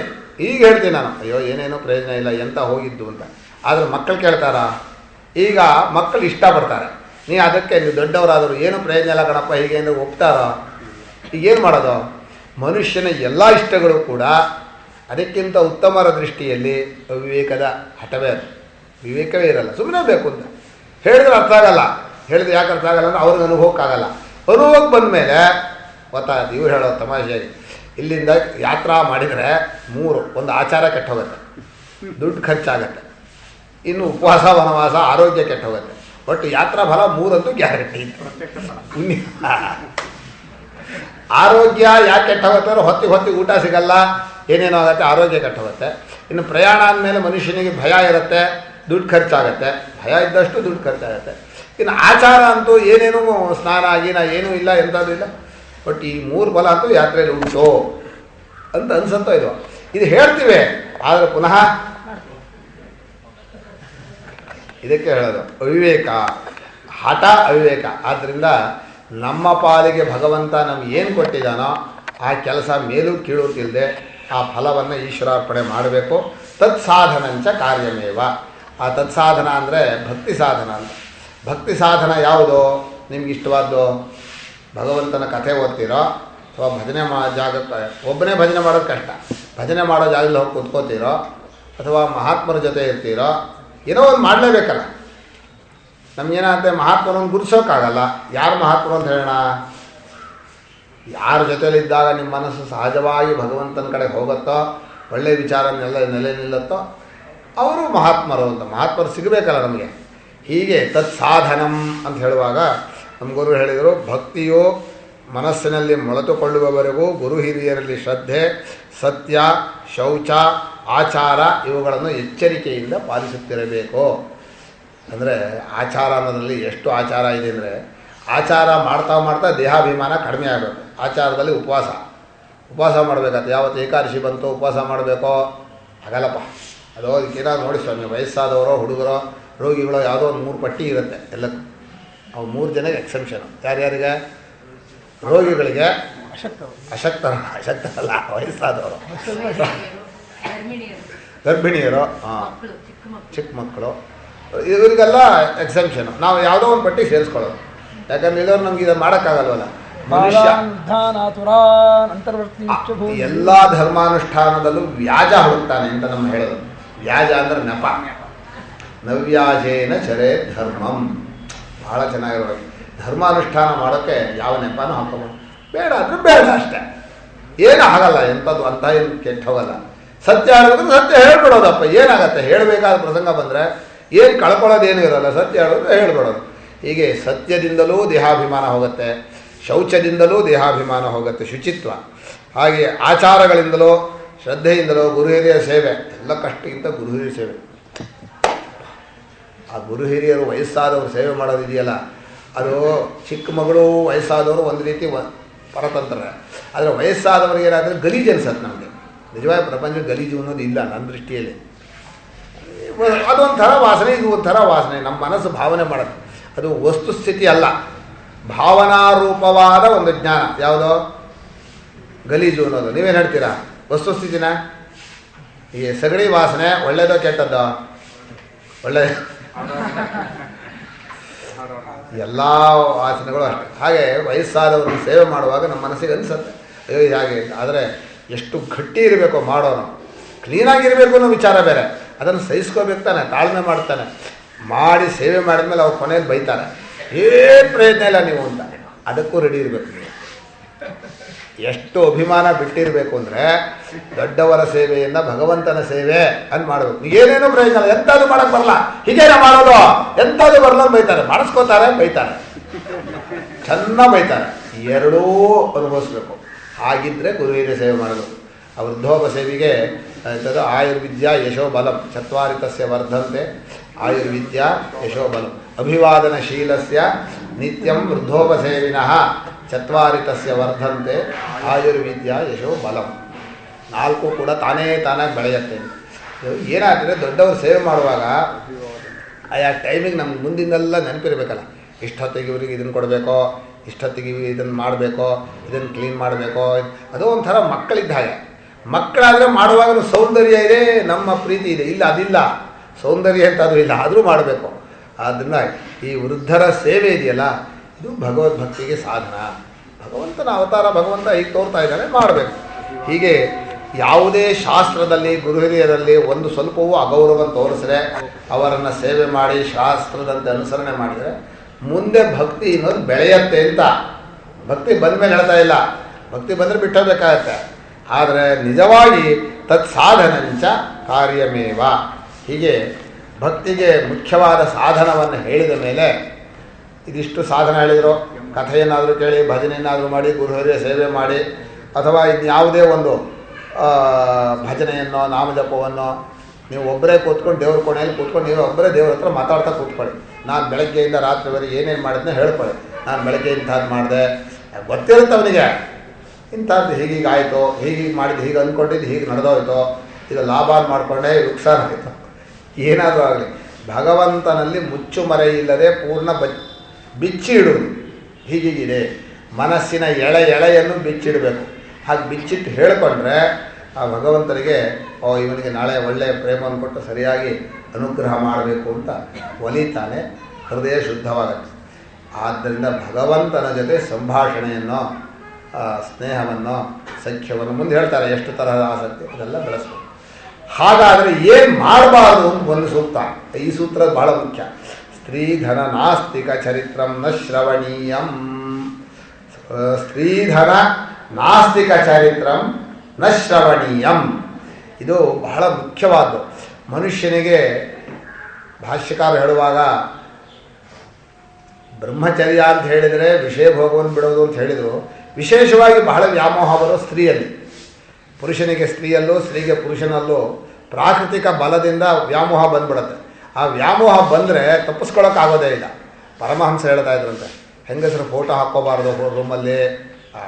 ಬ್ರಹ್ಮಚಾರಿಗಳಾದವರು ಸನ್ಯಾಸಿ ಆಗಬೇಕಲ್ಲ, ಹೆಂಗಸರ ಫೋಟೋ ಹಾಕಬಾರ್ದು, ಹೆಂಗಸರ ಚಿತ್ರ ಇಟ್ಕೋಬಾರ್ದು, ಹೆಂಗಸರ ಜೊತೆ ಮಾತಾಡಬಾರ್ದು. ಒಬ್ಬ ಹುಡುಗ ಏನು ಮಾಡಿಬಿಟ್ಟ, ವಯಸ್ಸಾದ ಹೆಂಗಸಿತ್ತು, 85-90 ವಯಸ್ಸು, ಅವಳ ಜೊತೆ ಮಾತಾಡ್ಬಿಟ್ಟ. ಕರೆದ್ರು, ನೇತ್ರ ಏನು ಹೇಳಿದೆ ಅಂದರು. ಅದೇ ಅಜ್ಜಿ ಗಿಜ್ಜಿ ಹೇಳಿದೆ. ನೇತ್ರ ಏನು ಹೇಳಿದೆ ನಾನು, ಹೆಂಗಸರ ಹತ್ರ ಮಾತಾಡೋದು, ಹೋಗಿ ನಡಿ ಆಶ್ರಮದಿಂದ ಮಾತಾಡ್ಕೊಡ್ದು ಮಾತಾಡ್ಕೊಡ್ದು. ಅಂದರೆ ಮಾತಾಡೋದು, ಯೋಚನೆ ಮಾಡೋದು, ನೋಡೋದು. ಮುಂದೆ ಹೇಳ್ತಾರೆ ಸ್ಮರಣಂ ಕೀರ್ತನಂ ಇಷ್ಟೋ ಹೇಳ್ತಾರೆ.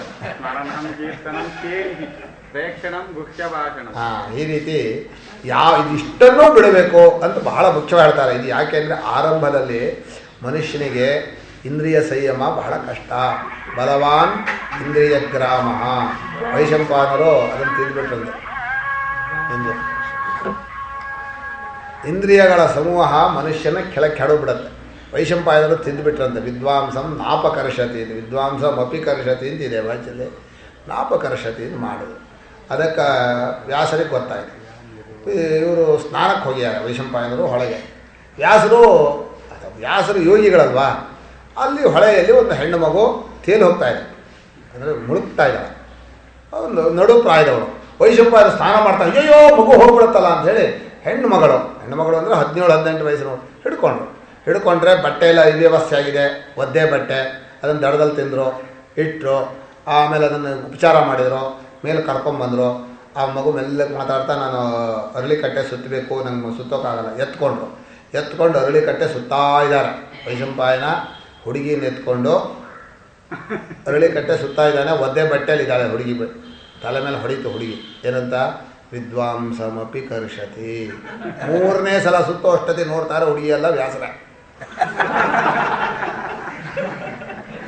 ಹೇಳಿದ್ರು ಇದಾಗಲ್ಲ, ಜಗತ್ತಿನಲ್ಲಿ ಜೊತೆಯಲ್ಲಿದ್ದು ಸಂಯಮ ಮಾಡೋ ಸುಳ್ಳು. ಆದ್ದರಿಂದ ಸ್ತ್ರೀ ಆಗಲಿ ಪುರುಷನಾಗಲಿ, ಇದರಲ್ಲಿ ಸ್ತ್ರೀಗಿದೆ ಅವರಿಗೆ ಪುರುಷ ಯಾವುದೇ ಆಗಲಿ ಸಂಯಮವನ್ನು ಮಾಡ್ತೀನಿ ಜೊತೆಲಿದ್ದೀನಿ ಸುಳ್ಳು. ಅದರಲ್ಲಿ ಏನಾಗತ್ತೆ ಅಂತ ಅನ್ಬಾರ್ದು. ಅದನ್ನು ಏನು ಮಾಡಿದ್ರು ಮನಸ್ಸಿಗೆ ತಗೋಬಾರ್ದು. ಅದು ಭಕ್ತಿಗೆ ಬಹಳ ಮುಖ್ಯವಾದ ವಿರೋಧ. ಭಗವಂತನಲ್ಲಿ ಪ್ರೇಮ ಇಡೋದಕ್ಕೆ ಅತಿ ಅಂತ ಅಡ್ಡಿ ಸ್ತ್ರೀ. ಅದ್ರ ಮುಂದೆ ಭಾಷ್ಯಕಾರ ಹೇಳ್ತಾರೆ, ಯೋಷಿತ್ ಕ್ರೀಡಾ ಮೃಗೇಶ್ವಿವ ಅಂತ, ಕ್ರೀಡಾ ಮೃಗ ಅಂತ. ಅದು ತುಂಬ ಹಚ್ಕೊಂಡ್ಬಿಟ್ರೆ ಅವರ ಆಟದ ವಸ್ತು ಆಗ್ಬಿಡ್ತೀವಿ ನಾವು.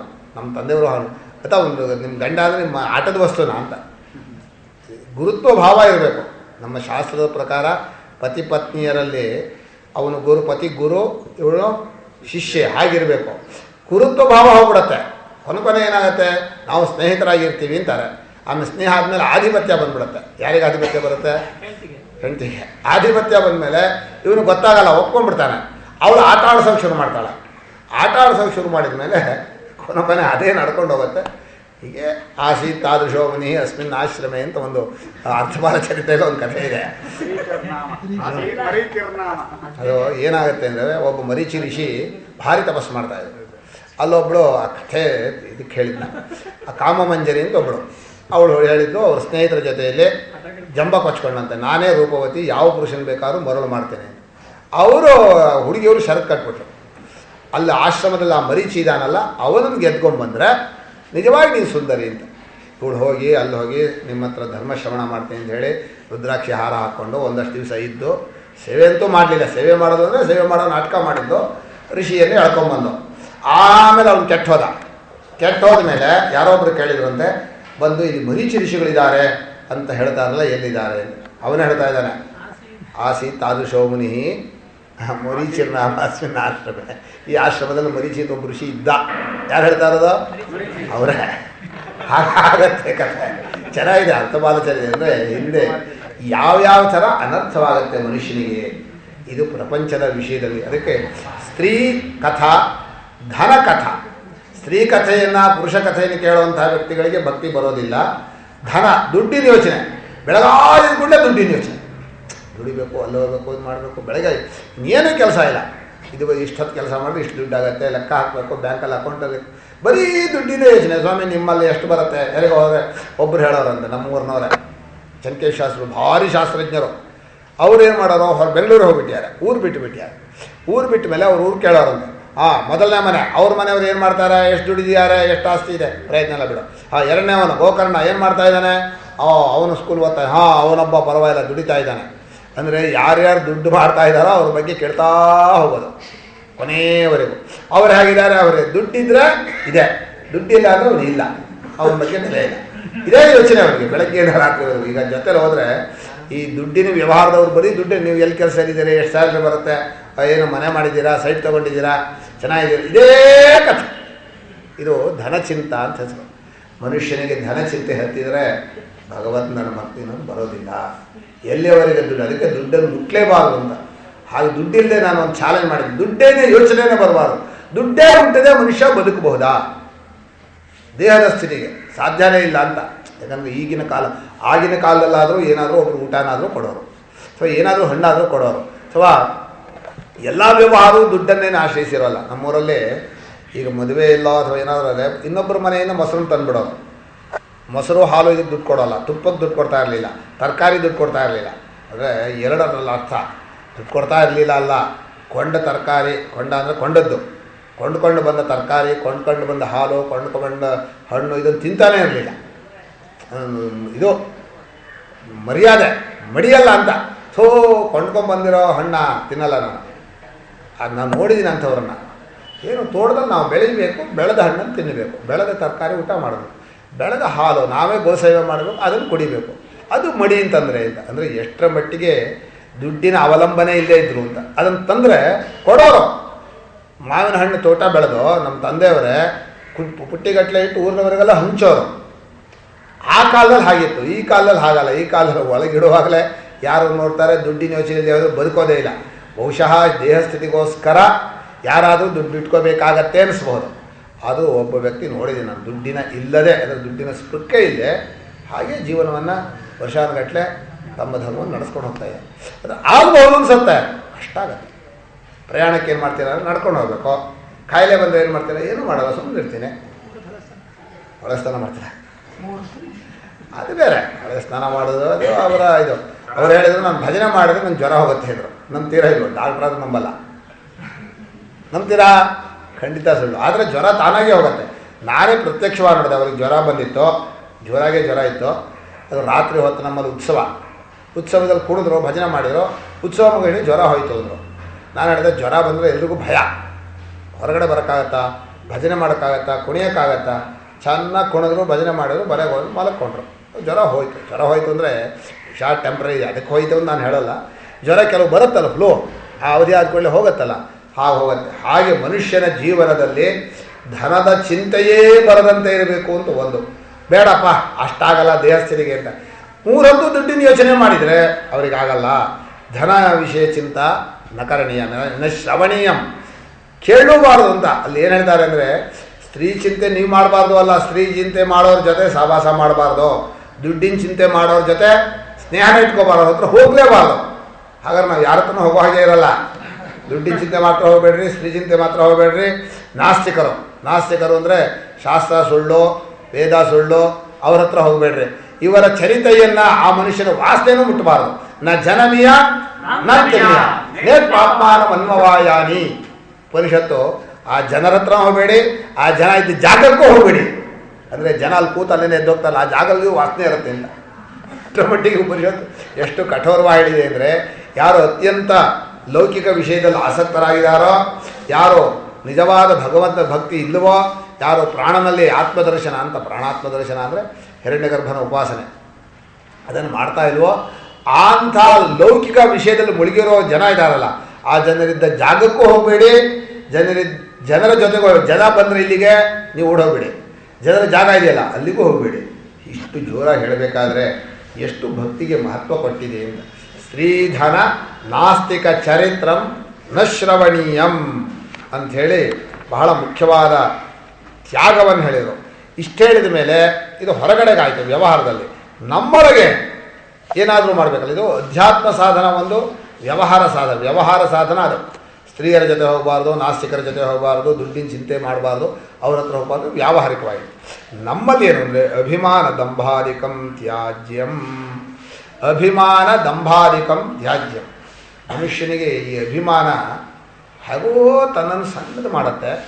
ಒಂಥರ ಅದು ಅಭಿಮಾನವನ್ನು ರಕ್ಷಣೆ ಮಾಡೋದ್ರಲ್ಲೇ ಒಂದು ಸುಳ್ಳು ಸಂತೋಷ ಇದೆ. ಈಗ ನಾನು ಯಾರ್ದೋ ಮನೆಗೆ ಹೋಗಲ್ಲ ಅಂತ ಹೇಳಿದೆ ಇಟ್ಕೊಳ್ಳಿ, ನಾನು ಅವ್ರ ಮನೆಗೆ ಹೋಗಲ್ಲ ಅಂತ ಹೇಳಿದ್ದೀನಿ, ನಾನು ಹೋಗಲ್ಲ ಅನ್ನೋದನ್ನು ನಡೆಸ್ಕೊಳ್ಳೋದ್ರಲ್ಲೇ ಒಂದು ಅಭಿಮಾನ ಬರುತ್ತಲ್ಲ, ಅದರಲ್ಲೇ ಒಂದು ಕೆಟ್ಟ ಸಂತೋಷ ಬರುತ್ತೆ. ನಾನು ಮಾತಾಡಲ್ಲ, ಅಲ್ಲ ಮಾತಾಡೋದ್ರಿಂದ ಏನೂ ಆಗಲ್ಲ, ನಾನು ಮಾತಾಡೋಲ್ಲಪ್ಪ. ಅಭಿಮಾನ ಅನ್ನೋದು ಮನುಷ್ಯನ ಜೀವನದಲ್ಲಿ ತನ್ನನ್ನು ಸುತ್ತು ಮಾಡಿ, ಇನ್ನೊಬ್ಬರನ್ನು ಹಾಳು ಮಾಡಿ, ಒಂದು ತರಹ ಕೆಟ್ಟ ವಾತಾವರಣ ತಂದುಬಿಡುತ್ತೆ. ಎಷ್ಟೋ ಜನ ನೋಡಿದ್ದೀನಿ ಅಭಿಮಾನದಲ್ಲಿ. ಏನು ಅಂದರೆ ನಾನು ಹೀಗಪ್ಪ, ನಾನು ಅಂದರೆ ಹಾಗಲ್ಲ, ನಾನು ನಿಮ್ಮಂಗಲ್ಲ, ನಾನು ಕರೀದೇ ಹೋಗಲ್ಲ, ನಾನು ಯಾರ್ಯಾರ ಮನೆಗೂ ಹೋಗಲ್ಲ, ನನಗೊಂದು ಸ್ಥಾನ ಇದೆ, ನನಗೊಂದು ಇದಿದೆ. ಹಾಗೆ ಅಭಿಮಾನವನ್ನು ಮಾಡ್ಕೊಂಡು ಬೆಳೆಸ್ಕೊಂಡು ಕೂರಿಸ್ಕೊಂಡ್ಬಿಡ್ತಾನೆ. ಅದು ಏನು ಮಾಡಿದರೂ ತನ್ನವನ್ನು ಬಿಟ್ಕೊಡಲ್ಲ. ಎಲ್ಲಿವರೆಗೆ ಅಭಿಮಾನ ಇರುತ್ತೋ ಅಲ್ಲಿವರೆಗೆ ನಿಜವಾದ ಪ್ರೀತಿ ಹುಟ್ಟಲ್ಲ, ನಿಜವಾದ ಭಕ್ತಿಯೂ ಹುಟ್ಟಲ್ಲ. ಬಹಳ ಕಷ್ಟ. ಅಭಿಮಾನ ದ್ವೇಷಿತ್ವಾದ ಒಂದು ಸಲ ಹೇಳಿದರು, ಮತ್ತೊಂದು ಸಲ ಹೇಳಿದರು. ಈ ಸೂತ್ರದಲ್ಲಿ ಅಭಿಮಾನ ಒಂದು, ದಂಭ ಒಂದು ಅಂತ. ದಂಭ ಅಂದರೆ ಒಳ್ಳೆಯವನು ಅಂತ ತೋರಿಸ್ಕೊಳ್ಳೋದು. ಮನುಷ್ಯನಿಗೆ ನಮ್ಮ ಮಕ್ಕಳಿರ್ತಾರಲ್ಲ, ಮಕ್ಕಳು ಮನೇಲಿ ಮಾತು ಕೇಳಲ್ಲ, ಇನ್ನೊಬ್ಬರ ಮನೇಲಿ ಮಾತು ಕೇಳ್ತಾರೆ. ಯಾಕೆ ಹಾಗಿರ್ತಾರೆ? ಒಳ್ಳೆಯವರು ತೋರಿಸ್ಕೋಬೇಕು. ನಮಗೂ ಹಾಗೆ, ನಾವೇ ಇದ್ದರೆ ನಾವು ಒಳ್ಳೆಯವರಲ್ಲ. ಇನ್ನೊಬ್ಬರ ಜೊತೆ ಬಂದಾಗ ಬೆಳಗ್ಗೆ ಬೇಗ ಹೇಳ್ತೀವಿ, ಅಯ್ಯೋ ಅವರೆಲ್ಲ ಏನೋ ತಿಳ್ಕೊತಾರೆ, ಬೇಗ ಹೇಳ್ತೀವಿ, ಬೇಗ ಸ್ನಾನ ಮಾಡ್ತೀವಿ, ಚೆನ್ನಾಗಿ ಜಪ ಮಾಡ್ತೀವಿ, ಭಸ್ಮ ಹಚ್ಕೋತೀವಿ, ಎಲ್ಲ ದಂಭ ಅಂದ್ರೇನು? ನಾವಿದ್ದಾಗ ಸರಿ ಇಲ್ಲದೆ ಇದ್ದವರು ಇನ್ನೊಬ್ಬರು ತೋರಿಗೋಸ್ಕರವಾಗಿ ನಾವು ಆಚರಣೆ ಮಾಡಿದರೆ ಅದು ದಂಭ. ಅದು ಮನುಷ್ಯನಲ್ಲಿ ಒಂದು ಕೆಟ್ಟ ಗುಣ. ಇದನ್ನು ಬಿಡಬೇಕು. ಒಳಗೆ ಹೊರಗೆ ಇರಬಾರದು. ಏನಿರುತ್ತೋ ಅದನ್ನು ನೇರಾಗಿ ಸಹಜವಾಗಿ ತೋರಿಸ್ಬೇಕು. ಹೀಗಿದೆ ಆರ್ಜವ ಅಂತ ಹೇಳ್ತಾರೆ. ಆರ್ಜವವಿದ್ದವನಲ್ಲೇ ಭಕ್ತಿ ಇರೋದು. ಆರ್ಜವ ಅಂದರೆ ರುಜುತ್ವ. ನನಗೆ ಈ ಕಾಫಿ ಕುಡಿಬೇಕು ಅಂತ ಆಸೆ ಬಂದು ಇಟ್ಕೊಂಡೆ, ಹೋಗ್ತೀನಪ್ಪ, ಮರ್ಯಾದೆ ಹೋಗುತ್ತೆ ಕಾಫಿ ಕುಡಿತೀನಿ ಅಂತ ಹೇಳಿದರೆ. ಯಾಕಂದರೆ ಏನು ಸ್ವಾಮಿ ನೀವು ಕಾಫಿ ಕುಡಿತೀರಾ ಅಂತ, ಇಲ್ಲಪ್ಪ ನನಗೆ ಕಾಫಿ ಕುಡಿಬೇಕು ಅಂತ ಆಸೆ ಆಗಿದೆ ಅನ್ನೋ ಸರಿನಾ, ಏನು ಬೇಡ ನೀವು ಕೊಡ್ತಾ ಇದ್ದೀರಿ ಇನ್ನೇನು ಮಾಡೋಕ್ಕಾಗುತ್ತೆ ಕೊಡ್ರೆ ಇಲ್ಲಿ, ಹಾಗೆ ಹೇಳೋದು ಸರಿನಾ? ಇನ್ನೇನು ಮಾಡೋದು, ನಿಮ್ಮ ಸಂತೋಷಕ್ಕೆ ನಾನು ಕುಡಿತೀನಿ, ಅವ್ರ ಸಂತೋಷಕ್ಕೆ ಇವ್ರು ಕುಡಿತಾರೆ. ಅಲ್ಲ, ಬಹಳ ಕಷ್ಟ. ಮನುಷ್ಯ ತನ್ನ ವ್ಯವಹಾರ ಮಾಡುವಾಗ ತನಗೋಸ್ಕರ ಮಾಡ್ಕೋತಾನೋ ಬೇರೆಯವ್ರಿಗೋಸ್ಕರ ಮಾಡ್ತಾನೋ ಹೇಗೆ ಮಾಡ್ತಾನೆ ಗೊತ್ತಾಗಲ್ಲ. ಆದರೆ ಭಕ್ತಿಯನ್ನು ಬೆಳೆಸೋನು ಮೊದಲು ಅತ್ಯಂತ ಸರಳವಾದ ಪ್ರಾಮಾಣಿಕವಾದ ವ್ಯಕ್ತಿತ್ವವನ್ನು ಬೆಳೆಸಬೇಕು. ಅಷ್ಟೂ ಅಭಿಮಾನವನ್ನು ಬಿಡಬೇಕು. ಎಲ್ಲ ವಿಧವಾದ ಅಭಿಮಾನವನ್ನು ಕಳಚ್ಕೊಂಡು ಹೋಗಬೇಕು. ಅಭಿಮಾನ ಎಷ್ಟು ಬಿಟ್ಕೊಡ್ತೀರೋ ಬಹುಶಃ ಲೋಕದಲ್ಲಿ ನೀವು ಅಷ್ಟು ಕೀಳಾಗಬಹುದು. ನನಗೆ ಆ ತುಕಾಮಾಯಿ ಕಥೆ ಕೇಳಿದ್ರೆ ಒಂದು ಅದ್ಭುತ ಅನ್ಸುತ್ತೆ. ಮಹಾರಾಜ ತುಕಾಮಾಯಿ ಹತ್ರ ಹೋಗುವಾಗ ಒಂದು ನಾಯಿ ಮರಿ ಉಚ್ಕೊಂಡಿದ್ರಂತೆ. ಈರುಳ್ಳಿ ರೊಟ್ಟಿ ಎಡಗೈಯಲ್ಲಿ, ಬಲಗೈಲಿ ಹುಕ್ಕ. ಜನರು ಯಾರು ಹತ್ರ ಬರಬಾರ್ದು ಅಂತ ಅವ್ರ ಸ್ವಭಾವ ಏನು ಅಂದರೆ, ಏನು ಈರುಳ್ಳಿ ರೊಟ್ಟಿ ತಿಂತಾಯಿದ್ರು ಗೊತ್ತಿಲ್ಲ, ಈರುಳ್ಳಿ ಇಟ್ಕೊಂಡು ನಾಯಿ ಮರಿದ್ರೆ ಮೈಲಿಗೆ ತಾನೆ ನಾಯಿ ಮರಿ ಉಚ್ಕೊಳ್ಳೋದು, ಈರುಳ್ಳಿ ಬಲಗೈಲಿ ಹುಕ್ಕ. ಎಲ್ಲೋ ಒಂದು ಕಡೆ ಕೂತ್ಕೊಂಡಿರೋದು, ತಮ್ಮದೇ ಆದಂಥ ಆತ್ಮಾವಲೋಕ ಇರೋದು. ಹೊರಗಡೆ ಈ ವೇಷ, ಉನ್ಮತ್ತ ವೇಷ ಅಂತಾರಲ್ಲ ಆ ಥರ. ನಾವು ಹಾಗೆ ಮಾಡಬೇಕು ಅಂತಲ್ಲ, ಮನುಷ್ಯ ಅಭಿಮಾನವನ್ನು ಬಿಡಬೇಕು. ಜನ ಯಾವ್ಯಾವ ಥರ ಹೊಗಳ್ತಾರೋ ಅದನ್ನು ಕಡಿಮೆ ಮಾಡ್ಕೋಬೇಕು. ಹೊಗಳಿದ ಕೂಡಲೇ ಎಂಥದೋ ಉದ್ವೇಗ ಪಟ್ಕೋಬೇಕು ಅಂತ.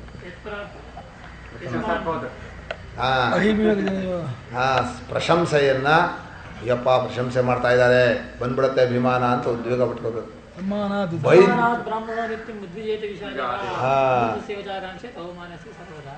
ಅದರಲ್ಲಿ ಮನುಷ್ಯನ ಸ್ವಭಾವವೇ ಅವನಿಗೆ ಗೊತ್ತಿಲ್ಲದ ಹಾಗೆ ಹೊಗಳಿದ ಕೂಡಲೇ ದೇಹಾಭಿಮಾನ ಜಾಸ್ತಿ ಬರುತ್ತೆ.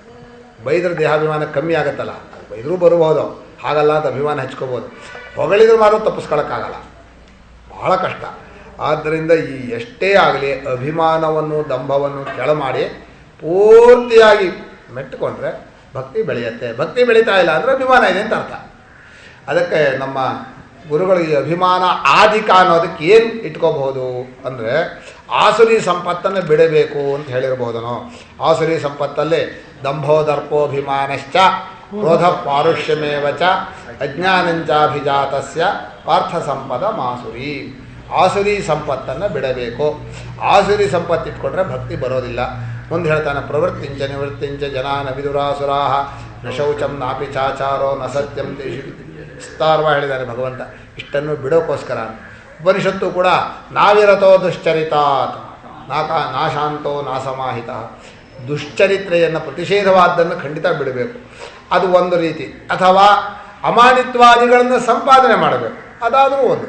ಈ ಎರಡನ್ನೂ ದಿವಸ ಅಭ್ಯಾಸ ಮಾಡ್ತಾ ಇದ್ದರೆ ಇದು ಮುಂದೆ ನಿಮಗೆ ಭಕ್ತಿಯನ್ನು ಕೊಡುತ್ತೆ. ಭಕ್ತಿ ಬಂದಮೇಲೆ ಮಾಡ್ತೀವಿ ಅಲ್ಲ, ಭಕ್ತನಾಗೋದಕ್ಕೆ ಎಂಟ್ರೆನ್ಸ್ ಪರೀಕ್ಷೆ ತಗೋತಿರಲ್ಲ, ಅದಕ್ಕೆ ಇದೆಲ್ಲ ಮಾಡಬೇಕು ಅಂದ್ರೆ ಇನ್ನು ಒಳಗಡೆ ಹೋಗಬೇಕು. ಇಷ್ಟಾದ ಮೇಲೆ ಇದೆಲ್ಲ ಮಾಡಿಕೊಂಡು ಇನ್ನು ಸ್ವಭಾವವಾಗಿ ನಮ್ಮ ಮನುಷ್ಯನಿಗೆ ಕೆಲವು ಬಿಡೋಕ್ಕಾಗದೇ ಇರೋದಿರುತ್ತೆ. ಸಿಟ್ಟಿರುತ್ತೆ. ಸಿಟ್ಟು ಒಳ್ಳೆಯದೋ ಕೆಟ್ಟದ್ದು ಅಂತ ಕೇಳಿದ್ರೆ ನೀವೇ ಹೇಳ್ತೀರಿ. ನಾನು ಪಾಠ ಮಾಡೋನು, ಹುಡುಗರು ಗಲಾಟೆ ಮಾಡ್ತಾರೆ. ಸಿಟ್ಟು ಮಾಡಬೇಕೋ ಸಿಟ್ಟು ಮಾಡಬಾರ್ದ? ಬೈಬೇಡ್ರಿ ಬರ್ರೆ. ಈಗ ಮನುಷ್ಯ ತನ್ನಲ್ಲಿರೋ ಸ್ವಭಾವವನ್ನು ತಾನು ಕಡಿಮೆ ಮಾಡ್ಕೋಬೇಕು. ಅಕಸ್ಮಾತ್ ಪಾಠ ಆಡೋನು ಹುಡುಗರು ಪಾಠ ಕೇಳಲ್ಲ ಅಂತ ಇಟ್ಕೊಳ್ಳೋಣ. ಏನು ಮಾಡೋಕ್ಕಾಗತ್ತೆ? ಪಾಠ ಕೇಳೋಲ್ಲ, ಅರ್ಥ ಆಗಲ್ಲ. ನಾವು ಹೇಳ್ತಾ ಇರೋದು ನಿಮ್ಗೆ ಅರ್ಥವಾಗಲಿಲ್ಲ, ನಾನು ಸಿಟ್ಟು ಮಾಡಿಕೊಂಡ್ರೆ ಅರ್ಥವಾಗತ್ತೆ? ಏನೂ ಮಾಡೋಕ್ಕಾಗಲ್ಲ, ಅರ್ಥವಾಗಲಿಲ್ಲ, ಸುಮ್ಮನೆ ಬಿಡೋದು. ಅದು ಸರಿನಾ? ಸಿಟ್ಟು ಮಾಡ್ಕೊಂಡು ಹೀಗೆ ತಿಳ್ಕೊಳ್ಳೋ ಅಂತ ಹೇಳಿ ಬೈಯೋದು ಸರಿನಾ? ಬೈಬೇಕಲ್ವಾ? ಸರಿ. ಇದಕ್ಕೆ ಇಲ್ಲಿ ಒಂದು ಸೂತ್ರದಲ್ಲಿ ಹೇಳ್ತಾರೆ, ತದರ್ಪಿತಾಖಿಲಾಚಾರ ಸನ್ನ ಕಾಮಕ್ರೋಧ ಅಭಿಮಾನಾದಿಕಂ ತಸ್ಮಿನ್ನೇವ ಕರಣೀಯಂ. ಬಿಡಬೇಕು ಅಂದರು ಆಗಲ್ಲ, ಇನ್ನೂ ಕಷ್ಟ ಅಂದರೆ ಒಂದು ಕೆಲಸ ಮಾಡಿ. ಆಸೆ ಪಡೋದು ಭಗವಂತನ ವಿಷಯ. ನಾನು ಪಂಡ್ರಾಪುರಕ್ಕೆ ಹೋಗಬೇಕು ಅಂತ ಆಸೆ ಪಡ್ತೇನೆ, ಭಗವಂತನ ಮುಂದೆ ಕೂತ್ಕೋಬೇಕು ಅಂತ ಆಸೆ ಪಡ್ತೇನೆ, ಭಜನೆ ಮಾಡಬೇಕು ಅಂತ ಆಸೆನೇ ಅದು. ಆದರೆ ಅವನ ಬಗ್ಗೆ ಆಸೆ, ಭಗವಂತನ ವಿಷಯದಲ್ಲಿ ಆಸೆ. ಭಗವಂತನ ಮೇಲೆ ಸಿಟ್ಟು ಅಂದರೆ ಹಠ, ಕೋಪ. ನಿನಗೆ ಇಷ್ಟು ದಿವಸ ಆದರೂ ನನಗೇನು ಒಂದು ಒಳ್ಳೆಯ ಒಂದು ಸತ್ಸಂಗ ಕೊಡಲಿಲ್ಲ, ಒಂದು ವಿವೇಕ ಕೊಡಲಿಲ್ಲ, ಏನೇನೂ ಮಾಡಲಿ, ನೀನು ಕಟ್ಕೊಂಡ್ರೆ ಏನು ಮಾಡ್ಬೇಕು ನಾನೀಗ ಹೇಳೋ ಅಂತೇಳಿ ಸಿಟ್ಟು ಮಾಡ್ಕೊಳ್ಳೋದು. ಸಿಟ್ಟಿನಲ್ಲೂ ಭಗವಂತನ ಸ್ಮರಣೆ ಹೋಗಬಾರ್ದು. ಸಿಟ್ಟು ಹೇಗಿರಬೇಕು ಅಂದರೆ ಆ ಸಿಟ್ಟಿನ ಆವೇಶ ಭಕ್ತಿಯ ಜೊತೆಯಲ್ಲಿರಬೇಕು, ಬೈತಾ ಇರಬೇಕಂತ, ಆದರೆ ಒಳಗಡೆ ಪ್ರೇಮ ಇರಬೇಕು. ಆ ಸಿಟ್ಟಿಗೆ ಹೇಗೆ ಅರ್ಥ ಮಾಡಬೇಕು ಗೊತ್ತಾಗಲ್ಲ. ಈಗ ಕಾಮ, ಕ್ರೋಧ, ಅಭಿಮಾನ. ಅಭಿಮಾನ ಅಂದರೆ ನಮ್ಮವನು ಅಂತ ಮಾಡ್ಕೊಳ್ಳೋ ಅಭಿಮಾನ. ಸ್ವಾಮಿ ಭಗವಂತ ನಮ್ಮವನ, ಯಾರು ಕೈ ಕೊಟ್ಟರು ನನಗೇನು ಹೆದರಿಕೆ ಇಲ್ಲ. ದಾಸೋಹಂ ಕೌಸಲೇಂದ್ರಸ್ಯ ರಾಮಸ್ಯ ಕ್ಲಿಷ್ಟ. ನಾನು ಭಗವಂತನ ಜೊತೆಯಲ್ಲಿರೋನು, ಭಗವದ್ಭಕ್ತನಾಗಿದ್ದೇನೆ ಅನ್ನುವಂಥ ಒಂದು ಹೆಮ್ಮೆ ಇದೆಯಲ್ಲ, ಆ ಅಭಿಮಾನ ಸ್ವಲ್ಪ ದಿವಸ ಬರಬೇಕು ಆರಂಭದಲ್ಲಿ. ಅದು ಬರದೇ ಹೋದರೆ ಮಾಡೋಕ್ಕಾಗಲ್ಲ. ಹೀಗೆ ಕಾಮಕ್ರೋಧಾದಿಗಳು ಮನುಷ್ಯನಿಗೆ ಸಹಜವಾಗಿ ಬಂದರೂ ಅದನ್ನು ಭಗವಂತನ ಕಡೆ ತಿರುಗಿಸಿದರೆ ಅದು ಬಹಳ ಉತ್ತಮ ಭಕ್ತಿಗೆ ಸಾಧನವಾಗತ್ತೆ. ನಮಗೆ ಆಸೆ ಬಿಡೋಕ್ಕಾಗಲ್ಲ ಅಂದರೆ ಪರವಾಗಿಲ್ಲ, ಭಗವಂತನ ವಿಷಯದಲ್ಲಿ ಆಸೆ ಮಾಡಿ. ಸಿಟ್ಟು ಬಿಡೋಕ್ಕಾಗಲ್ಲ, ಭಗವಂತನ ವಿಷಯದಲ್ಲಿ ಮಾಡಿ. ದ್ವೇಷವನ್ನು ಮಾಡಿ, ಕೋಪವನ್ನಾದರೂ ಮಾಡಿ, ಭಯವನ್ನಾದರೂ ಮಾಡಿ ಅಂತ. ಭಯದಿಂದ ಕಂಸ ಭಗವಂತನಲ್ಲಿ ಮುಳುಗಿದ, ದ್ವೇಷದಿಂದ ಶಿಶುಪಾಲ ಮುಳುಗಿದ. ಹೀಗೆ ಒಬ್ಬೊಬ್ಬರು ಒಂದೊಂದು ರೀತಿಯಿಂದ. ಒಟ್ಟಿನಲ್ಲಿ ಯಾವುದೋ ಒಂದು ಭಗವಂತನ ಸ್ಮರಣೆ ನಿರಂತರವಾಗಿ ಬರಬೇಕು ಅಂತ ಅಷ್ಟಕ್ಕೋಸ್ಕರ ಹೇಳಿದರು. ಯಾಕೆಂದರೆ ಮನುಷ್ಯ ಅನ್ನೋನು ಉಪ್ಪು ಖಾರ ಹೊಳಿ ತಿಂತಾನೆ, ಎಲ್ಲ ಬಿಟ್ಟಿರೋಕ್ಕಾಗಲ್ಲ. ಆದ್ದರಿಂದ ಅಭಿಮಾನ, ಒಳ್ಳೆಯ ವಿಚಾರದಲ್ಲಿ ಅಭಿಮಾನ ಇದ್ದರೆ ಇನ್ನೊಂದು ವಿಚಾರದಲ್ಲಿ ಅಭಿಮಾನ ಹೋಗುತ್ತಲ್ಲ. ಪೂರ್ತಿ ಅಭಿಮಾನವಂತೂ ಬಿಡೋಕ್ಕಾಗಲ್ಲ. ಸಂಘ ಸರ್ವಾತ್ಮನ ತ್ಯಾಜ್ಯ, ಎಲ್ಲ ಸಂಘವನ್ನು ಅಟ್ಯಾಚ್ಮೆಂಟು ಕಳ್ಸ್ಕೋಬೇಕು ಅಂದರು. ಆಗಲ್ಲ ಅಂದ. ಸರ್ವಂ ತ್ಯಕ್ತುಂ ನಪಾರ್ಯತೆ, ಆಗಲ್ಲ ಪೂರ್ತಿ ಅಟ್ಯಾಚ್ಮೆಂಟ್. ಸದ್ಭಿರೇವ ಸಕರ್ತವ್ಯ, ಸತ್ಪುರುಷರನ್ನು, ಮಹಾತ್ಮರನ್ನು, ಭಗವಂತನನ್ನು ನಮ್ಮವನು ಅಂತ ಹಚ್ಕೋಬೇಕು, ಅವರನ್ನೇ ಪ್ರೀತಿಸ್ಬೇಕು. ಈಗ ಭಗವದ್ಭಕ್ತಿ ಯಾರನ್ನು ಪ್ರೀತಿಸ್ಬೇಕು, ಯಾಕೆ ಬರಲ್ಲ ಅಂದರೆ ಮಹಾತ್ಮರನ್ನು ಪ್ರೀತಿಸಿಲ್ಲ ನೀನು. ಮಹಾತ್ಮರನ್ನು ಹಚ್ಕೊಂಡ್ರೆ ಭಕ್ತಿ ತಾನಾಗಿ ಬರುತ್ತೆ. ಸ್ವಾಮಿ ಸೂರ್ಯ ನೋಡಬೇಕು ಅಂದರೆ ಕಿರಣಕ್ಕೆ ಹೋಗದೆ ಸೂರ್ಯ ಕಾಣ್ತಾನೆ ಅಂದರೆ, ನಮ್ಗೆ ಸೂರ್ಯನ ಕಿರಣ ಬೇಡ, ಸೂರ್ಯ ಬೇಕು ಅಂದರೆ ಸೂರ್ಯನ ಕಿರಣ ಮೈ ಮೇಲೆ ಬಿಡದೆ ಸೂರ್ಯ ಕಾಣ್ತಾನೆ. ಹಾಗೆ ಭಗವಂತನ ಭಕ್ತರ ಜೊತೆ ಹೋಗದೆ ಅಂದರೆ ಭಗವಂತ ಎಲ್ಲಿ ಸಿಗ್ತಾನೆ, ಕಾಣ್ತಾನೆ. ಆದ್ದರಿಂದ ನೀವು ಭಕ್ತರನ್ನು ಮುಂಚೆ ಹಚ್ಕೊಳ್ಳಿ. ಗುರುಗಳನ್ನು, ಭಕ್ತರನ್ನು ಯಾರು ಹಚ್ಕೋತಾರೋ ಅವರು ಭಕ್ತಿ ತಾನಾಗೇ ಬರುತ್ತೆ. ತುಂಬ ಕಷ್ಟ ಏನಿಲ್ಲ. ನಮ್ಗೆ ಅನ್ಸುತ್ತೆ, ಅಯ್ಯೋ ಭಕ್ತಿ ಮಾಡೋದು ಎಷ್ಟು ಕಷ್ಟ, ಭಜನೆ ಮಾಡೋದು ಯಾಕೆ ಕಷ್ಟ. ಸುಮ್ಮನೆ ಒಂದು ದಿವಸ ಇವತ್ತು ಏಕಾದಶಿ ನಿಂತ್ಕೊಂಡ್ರಿ, ನಂಜಪ್ಪ ಆಗೋತ್ರ ಹೇಳ್ತಾ ಇದ್ರಂತೆ, ನಿಂತ್ಕೊಂಡು ಸುಮ್ಮನೆ ಒಂದು ಭಜನೆ ಮಾಡ್ತೀವಿ, ಬೆಳಕರಿದು ಬಿಡ್ತು ಅಂತ. ಅಂದರೆ ಬೆಳಕರಿಯೋದಕ್ಕೂ ನಿಂತ್ಕೊಂಡು ಭಜನೆ ಮಾಡೋಕ್ಕೂ ಎಷ್ಟು ಭಾಷೆಯಲ್ಲಿ ಒಂದು ವಾಕ್ಯ ಆಗಿರ್ಬೋದು. ನಮಗೆ ರಾತ್ರಿ ಜಾಗರಣೆ ಮಾಡಬೇಕು ಅಂದ್ರೆ 11 ಆಯಿತು 12 ಆಯಿತು, ಯಾಕೋ ಆಗಲ್ಲ ಅಂತೀವಿ. ಯಾಕೆ ನಮ್ಮ ಭಕ್ತಿ ಅಷ್ಟು ತೀವ್ರವಾಗಿಲ್ಲ. ಹೋಗ್ತಾ ಹೋಗ್ತಾ ಭಕ್ತಿ ಇದ್ದರೆ ಕಣ್ಣು ಬೆಳಕಾಗಬೇಕು, ಕಣ್ಣು ಉಜ್ವಲವಾಗಿರಬೇಕು, ನಿದ್ದೆನೋ ಬಿಟ್ಟು ಹೋಗಬೇಕು. ನಮಗೆ ತೂಕಡಿಗೆ ಈಗ ಎಳೆಯುತ್ತೆ. ಅದು ಭಕ್ತಿಯ ಲೋಪ. ಅದು ನಿಜವಾದ ಭಕ್ತಿ ಇದ್ದರೆ, ನಿಜವಾದಂಥ ಒಂದು ಪ್ರೇಮ ಇದ್ದರೆ ಖಂಡಿತ ಎಲ್ಲವನ್ನು ಬಿಡೋಕ್ಕಾಗತ್ತೆ, ಅದು ಸಾಧ್ಯ. ಆದ್ದರಿಂದ ಈ ಭಗವದ್ಭಕ್ತಿಯನ್ನು ಮಾಡುವವನು ಸಮಸ್ತವನ್ನು ಕೂಡ ಭಗವಂತನಿಗೆ ಸಮರ್ಪಣೆ ಮಾಡಿ, ಕಾಮಕ್ರೋಧಾದಿಗಳನ್ನು ಅವನಲ್ಲೇ ಮಾಡಿ, ಅಭಿಮಾನವನ್ನು, ದಂಭವನ್ನು ಬಿಟ್ಟು, ಸ್ತ್ರೀಧನ ನಾಸ್ತಿಕರ ಸಹವಾಸವನ್ನು ಪೂರ್ಣವಾಗಿ ಕೈಬಿಟ್ಟು ಭಕ್ತಿಯನ್ನು ಬೆಳೆಸ್ಕೋಬೇಕು. ಆರಂಭದಲ್ಲಿ ಅದಕ್ಕೋಸ್ಕರ ಲೌಕಿಕ ವ್ಯವಹಾರವನ್ನು ಕೂಡ ಸರಿಯಾಗಿ ಮಾಡಬೇಕು. ಶಾಸ್ತ್ರ ಹೇಳಿದಾಗ ಭಗವಂತನ ಮಾತನ್ನು ಕೇಳ್ತಾ ಇದ್ದೀನಿ ಅಂತ ನಾನು ಯಾತಕ್ಕೆ ಮಾಡ್ತಾಯಿದ್ದೀನಿ? ಈಶ್ವರ ವಚನ, ಈಶ್ವರ ವೇದರೂಪನಾಗಿ, ಧರ್ಮಶಾಸ್ತ್ರಗಳ ರೂಪವಾಗಿ, ಗುರುಹಿರಿಯ ರೂಪವಾಗಿ ಬಂದು ಹೇಳ್ತಾ ಇದ್ದಾನೆ, ಅದನ್ನೇ ಮಾಡ್ತಾಯಿದ್ದೀನಿ ಅಂಥೇಳಿ ಯಾರು ಮಾಡ್ತಾರೋ ಅವರಿಗೆ ಭಕ್ತಿಗೆ ಮೊಟ್ಟ ಮೊದಲನ ಮೆಟ್ಟಲು ಸಿಗತ್ತೆ. ಅವ್ರು ಮುಂದೆ ಭಕ್ತಿಯನ್ನು ಬೆಳೀತಾರೆ. ಇನ್ನು ಮತ್ತೆ ಈ ಒಂದು ಇದಿದೆಯಲ್ಲ, ಎಷ್ಟರವರೆಗೆ 9 ಗಂಟೆ ಆಗೋಯ್ತಲ್ಲ, 9 ಕಾಲ. ಇದು ಬಹಳ ಮುಖ್ಯವಾದ, ಇಡೀ ಭಕ್ತಿ ಚಂದ್ರಿಕೆ ಮುಖ್ಯ ಸೂತ್ರ ಇದೆ. ತ್ರಿಭಂಗ ಪೂರ್ವಕಂ ನಿತ್ಯದಾಸ್ಯ ನಿತ್ಯಕಾಂತ ಭಜನಾತ್ಮಕಂ ಪ್ರೇಮ ಕಾರ್ಯ ಪ್ರೇಮೈವ ಕಾರ್ಯಂ. ಬಹಳ ಅತಿ ಶ್ರೇಷ್ಠವಾದ ಸೂತ್ರ. ತ್ರಿಭಂಗ ಪೂರ್ವಕಂ ಅಂತ, ಮೂರಿಲ್ಲದ, ಮೂರನ್ನು ತೆಗೆದುಹಾಕಿದ, ನಿತ್ಯದಾಸ್ಯ ನಿತ್ಯಕಾಂತ ಭಜನಾತ್ಮಕಂ ಪ್ರೇಮ ಕಾರ್ಯಂ ಪ್ರೇಮೈವ ಕಾರ್ಯಂ. ಭಗವಂತನಲ್ಲಿ ಮೂರಿಲ್ಲದೆ ಇರುವ ಅಂತ ಇದೆ. ನಮ್ಮ ಗುರುಗಳು 3 ಅಂದರೆ 3 ಥರ ಅರ್ಥ ಬರ್ತದೆ. 3 ಅಂದರೆ ಈ ಮೊದಲು 2 ಅರ್ಥ. ನಾನು ಭಕ್ತ, ಅವನು ಭಗವಂತ. ಪ್ರೀತಿ ಮಾಡೋದು ಒಂದು ಈ ತ್ರಿಪುಟಿನ ಹೇಳ್ತಾರಲ್ಲ, ಜ್ಞಾತೃ ಜ್ಞಾನ ಜ್ಞೇಯ. ಆ ಥರ ಇಲ್ಲದೆ ನಾನೇ ಪೂರ್ತಿ ಒಪ್ಪಿಸ್ಕೊಂಡು ನಾನೇ ಇಲ್ಲ ನೀನೇ ಎಲ್ಲ ಅನ್ನೋ ಅಷ್ಟರ ಮಟ್ಟಿಗೆ ಪ್ರೇಮ ಬಂದರೆ ಅದು ತ್ರಿಭಂಗ ಪೂರ್ವಕಂ. ನಾನು ಅನ್ನೋದು ಇಲ್ಲ. ಭಕ್ತಿ ಭಕ್ತ ಭಗವಂತ. ಭಕ್ತಿ ಭಕ್ತ ಭಗವಂತ ಏನೂ ಇಲ್ಲ, ಒಬ್ಬನೇ ಪರಮಾತ್ಮನೇ ಇಲ್ಲ. ಅದೇ ಭಕ್ತಿ, ಪರಮಾತ್ಮನೇ ಪ್ರೇಮ, ಪರಮಾತ್ಮನೇ ನಾನು. ಪರಮಾತ್ಮನೇ ನಾನು ಅಂದರೆ ನಾನೇ ಹೀಗಿದೆ, ಅದು ಆ ಥರ ಅಲ್ಲ. ಅಲ್ಲಿ ದೇಹಾದಿಗಳಲ್ಲಿರುವ ನಾನು ಎಂಬುದನ್ನು ಪೂರ್ತಿ ಕಳಚ್ಕೊಂಡು ಎಲ್ಲೂ ನಾನು ಅನ್ನೋದಿಲ್ಲ. ನಾನು ಅನ್ನೋದಿಲ್ಲ ಅಂದಮೇಲೆ ನಂದು ಅಂತ ಇರತ್ತೆ. ಈ ನಾನು ಇಲ್ಲ, ನಂದು ಇಲ್ಲ, ಎಲ್ಲವೂ ನೀನೇ ಅನ್ನುವಂಥ ಪ್ರೇಮ ಬೆಳೆದು ತ್ರಿಭಂಗ ಪೂರ್ವಕಮ್ಮ. ಇನ್ನೊಂದು ಅರ್ಥ ಇದೆ, ಇನ್ನೊಂದು ಅರ್ಥವನ್ನು ನಾನು ಹೇಳ್ತೇನೆ. ಈಗ ಏನು ಹೇಳಿದರು ಅಂದರೆ, ಇಲ್ಲಿ 3 ಲೌಕಿಕ ಭಕ್ತಿಗೆ ಒಂದು ಪ್ರಶ್ನೆ ಕೊಟ್ಟಿದ್ದಾರೆ. ಕೆಲವರು ಇಷ್ಟಕ್ಕೋಸ್ಕರ ಭಗವಂತನ ಭಜನೆ ಮಾಡ್ತಾರೆ. ನಮ್ಮ ಮನಸ್ಸಿನಲ್ಲಿ ಆಸೆ ಇದೆ. ಯಾಕಂದ್ರೆ ನಾವು ಸಾಮಾನ್ಯ ಜನರು ಪ್ರಪಂಚವನ್ನು ನೋಡ್ತೀವಿ, ಅದು ಬೇಕು ಇದು ಬೇಕು ಅಂತ ಇದ್ದೇ ಇದೆ. ಏನೂ ಇಷ್ಟ ಇಲ್ಲದೆ, ಏನೂ ಆಸೆ ಇಲ್ಲದೆ ಇರೋ ವ್ಯಕ್ತಿ ಇಲ್ಲ. ಅವರು ಭಗವಂತನ ಭಜನೆ ಮಾಡಿದ್ರೆ ಏನಾಗುತ್ತೆ? ಇಲ್ಲ, ಇಂಥ ಕೆಲಸ ನಡೆಸ್ಕೊಳ್ಳಿ ಪರಮಾತ್ಮ, ಮದುವೆ ಇಟ್ಕೊಂಡಿದ್ದೀವಿ, ನೀನು ಮದುವೆಯನ್ನು ನಿರ್ವಿಘ್ನವಾಗಿ ನಡೆಸ್ಕೊಟ್ಬಿಟ್ರೆ ನೀನು ನನ್ನ ಪೂಜೆ ಮಾಡ್ತೀನಿ, ನಿಮಗೆ ಇಷ್ಟು ಕಾಯಿ ಓಡಿಸ್ತೀನಿ ಅಂತ ಏನೋ ಒಂದು ಭಜನೆ ಮಾಡ್ತಾರೆ. ಅಥವಾ ಇನ್ಯಾವುದೋ ಒಂದು ಪರೀಕ್ಷೆ ಕಟ್ಟಿದ್ದೀನಿ, ಅದು ಪಾಸ್ ಆಗಬೇಕು, ಅದು ಪಾಸ್ ಆಗಿಬಿಟ್ರೆ ನಮ್ಮ ಹತ್ರ ಜ್ಯೋತಿಷ್ ಕೇಳೋರೆಲ್ಲ ಅದೇ, ಏನು ಹೋಮ ಮಾಡಿದ್ರೆ ಏನು ಫಲ ಸಿಗತ್ತೆ ಅಂತ. ಅದು ಏನಾಗುತ್ತೋ ನನಗೆ ವಿಷಯ ಪ್ರಶ್ನೆ ಇಲ್ಲ. ನಮ್ಮ ಗುರುಗಳು ಹೇಳೋರು, ಗುರುಗಳು ಅಲ್ಲೇ ಇರೋರು, ಕುಟೀರದಲ್ಲಿ ಬರೋರು ಜನ ಬರೋರು, ನಾನಾ ಜಾತಿ ಬರೋರು. ಗುರುಗಳಿಗೆ ತತ್ವ ವಿಚಾರ ಬಿಟ್ಟು ಬೇರೆ ವಿಚಾರ ಬಂದರೆ ಮಾತಾಡ್ಸಿರ್ಲಿಲ್ಲ. ಅವರೇನನ್ನೋರು, ಅಲ್ಲಿ ರಾಮದೇವ್ರ ಗುಡಿ ಇದೆ, ಆ ರಾಮ ಇದ್ದಾನೆ, ಅಲ್ಲೋಗಿ ಕೇಳ್ರಿ, ನಾನೇನು ಈಶ್ವರನ ನಿಮ್ಗೆ ಕೊಡೋಕೆ, ನಿಮ್ಗೆ ಕೇಳಿದ್ದನ್ನು ನಿಮ್ಮ ಸಂಸಾರ ಕಥೆಯಲ್ಲಿ ಹೇಳಬೇಡ್ರಿ. ನಮ್ಮ ಮಕ್ಕಳಾಗಲಿಲ್ಲ, ನಂಗೆ ಆರೋಗ್ಯ ಇಲ್ಲ, ನಂಗೆ ಕೆಲಸ ಸಿಕ್ಕಿಲ್ಲ, ಅದೆಲ್ಲ ಇಲ್ಲಿ ಹೇಳಬೇಡ್ರಿ, ಅಲ್ಲೋಗಿ ಎದ್ದೋಗ್ರಿ ಇಲ್ಲಿಂದ ಅಂತೇಳಿ ಬೈದ್ಬಿಡೋರು. ಎಷ್ಟು ಜೋರಾಗಿ ಬೈಯೋರು ಅಂದರೆ, ಅವರು ಸಮಯ ಕೊಡ್ತಾ ಇದ್ದದ್ದೇ ಮಧ್ಯಾಹ್ನದ ಮೇಲೆ, ಬೆಳಗ್ಗೆ ಟೈಮ್ ಕೊಡ್ತಿರ್ಲಿಲ್ಲ. ಮಧ್ಯಾಹ್ನ 2ರಿಂದ 4ರವರೆಗೆ ಯಾರಾದರೂ ಮುಮುಕ್ಷುಗಳು ಅಂದರೆ ಸಾಧಕರು ತತ್ವ ವಿಚಾರವನ್ನೇ ಮಾಡೋದು ಅಂದರೆ ಅವರಿಗೊಂದು ಕೂತ್ಕೊಂಡು ಸಂವಾದ ಸಲ್ಲಾಪ ಕೊಡಬೇಕು. ಬಂದವರು ತಮ್ಮ ಸಂಸಾರ ಕಥೆ ಹೇಳ್ತಾ ಕೂತ್ಕೊಂಡ್ರೆ ನಂಗೆ ಟೈಮ್ ಇಲ್ಲ, ಹೋಗ್ರಿ ಎದ್ದು ಹೋಗ್ರಿ ಅನ್ನೋದು. ಹೀಗೆ ಭಗವಂತನ ವಿಷಯದಲ್ಲಿ ಭಗವಂತನ ಹತ್ರಕ್ಕೆ, ಭಗವಂತನ ಒಬ್ಬ ಗುರು ಅಂತ ಇಟ್ಕೊಳ್ಳಿ, ಭಗವಂತನ ಹತ್ರಕ್ಕೆ ಹೋಗಿ, ನೋಡಪ್ಪ ನಮ್ಮ ಮನೇಲಿ ಇಷ್ಟು ಕಷ್ಟ ಇದೆ, ನಂಗೆ ಹೀಗೆ ಭಗವಂತ ಇನ್ನೇನು ಕೆಲಸ ಇಲ್ಲ, ನಿಮ್ಮ ಮನೆ ಕಷ್ಟ ತೊಳೆಯೋದು, ನಿಮ್ಮದೇನು ಮಾಡೋದು, ಹೀಗೆ ಮಾಡ್ತಾ ಕೂತ್ಕೊಳ್ಳೋದೆ. ಆದರೆ ಆಗಲ್ಲ. ಈಗ ಲೋಕದಲ್ಲಿ ಭಕ್ತಿ ಅಂದರೆ ಇಷ್ಟವನ್ನು ನಡೆಸ್ಕೊಳ್ಳೋಕೆ ಹೋಗುವಂಥ ಕಾಮರೂಪವಾದ ಭಕ್ತಿ.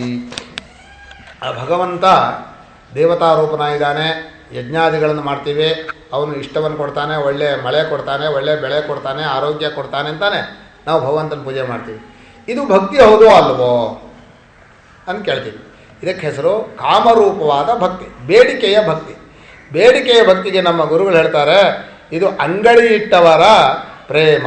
ಅಲ್ಲೊಂದು ವಾಕ್ಯ ಎಷ್ಟು ಚೆನ್ನಾಗಿದೆ ಅಂದರೆ, ಅದೊಂದು ಬಗೆಯ ಅಂಗಡಿ ಇಟ್ಟವರ ಪ್ರೇಮ. ಇಂಥ ದೇವರ ಸೇವೆ ಮಾಡಿದರೆ ಇಂಥ ಫಲ ದೊರಕತ್ತೆ ಅಂತ ಮನಸ್ಸೊಳಗೆ ಇದ್ಬಿಡತ್ತೆ, ಗುಟ್ಟಾಗಿರುತ್ತೆ. ಬೆಳಗ್ಗೆ ಬಂದು ಪೂಜೆ ಮಾಡಿದ್ರು ನಮ್ಮವರು, ಪೂಜೆ ಮಾಡುವಾಗ ನಮ್ಮ ಸಂಸಾರ ಚೆನ್ನಾಗಿರುತ್ತೆ, ನಮಗೆ ಒಳ್ಳೆ ಅನುಕೂಲ ಮಾಡಿಕೊಡ್ತಾನೆ, ಒಳ್ಳೆ ದುಡ್ಡು ಕೊಡ್ತಾನೆ, ಏನೋ ಒಂದು ಗುಟ್ಟಾಗಿರುತ್ತೆ.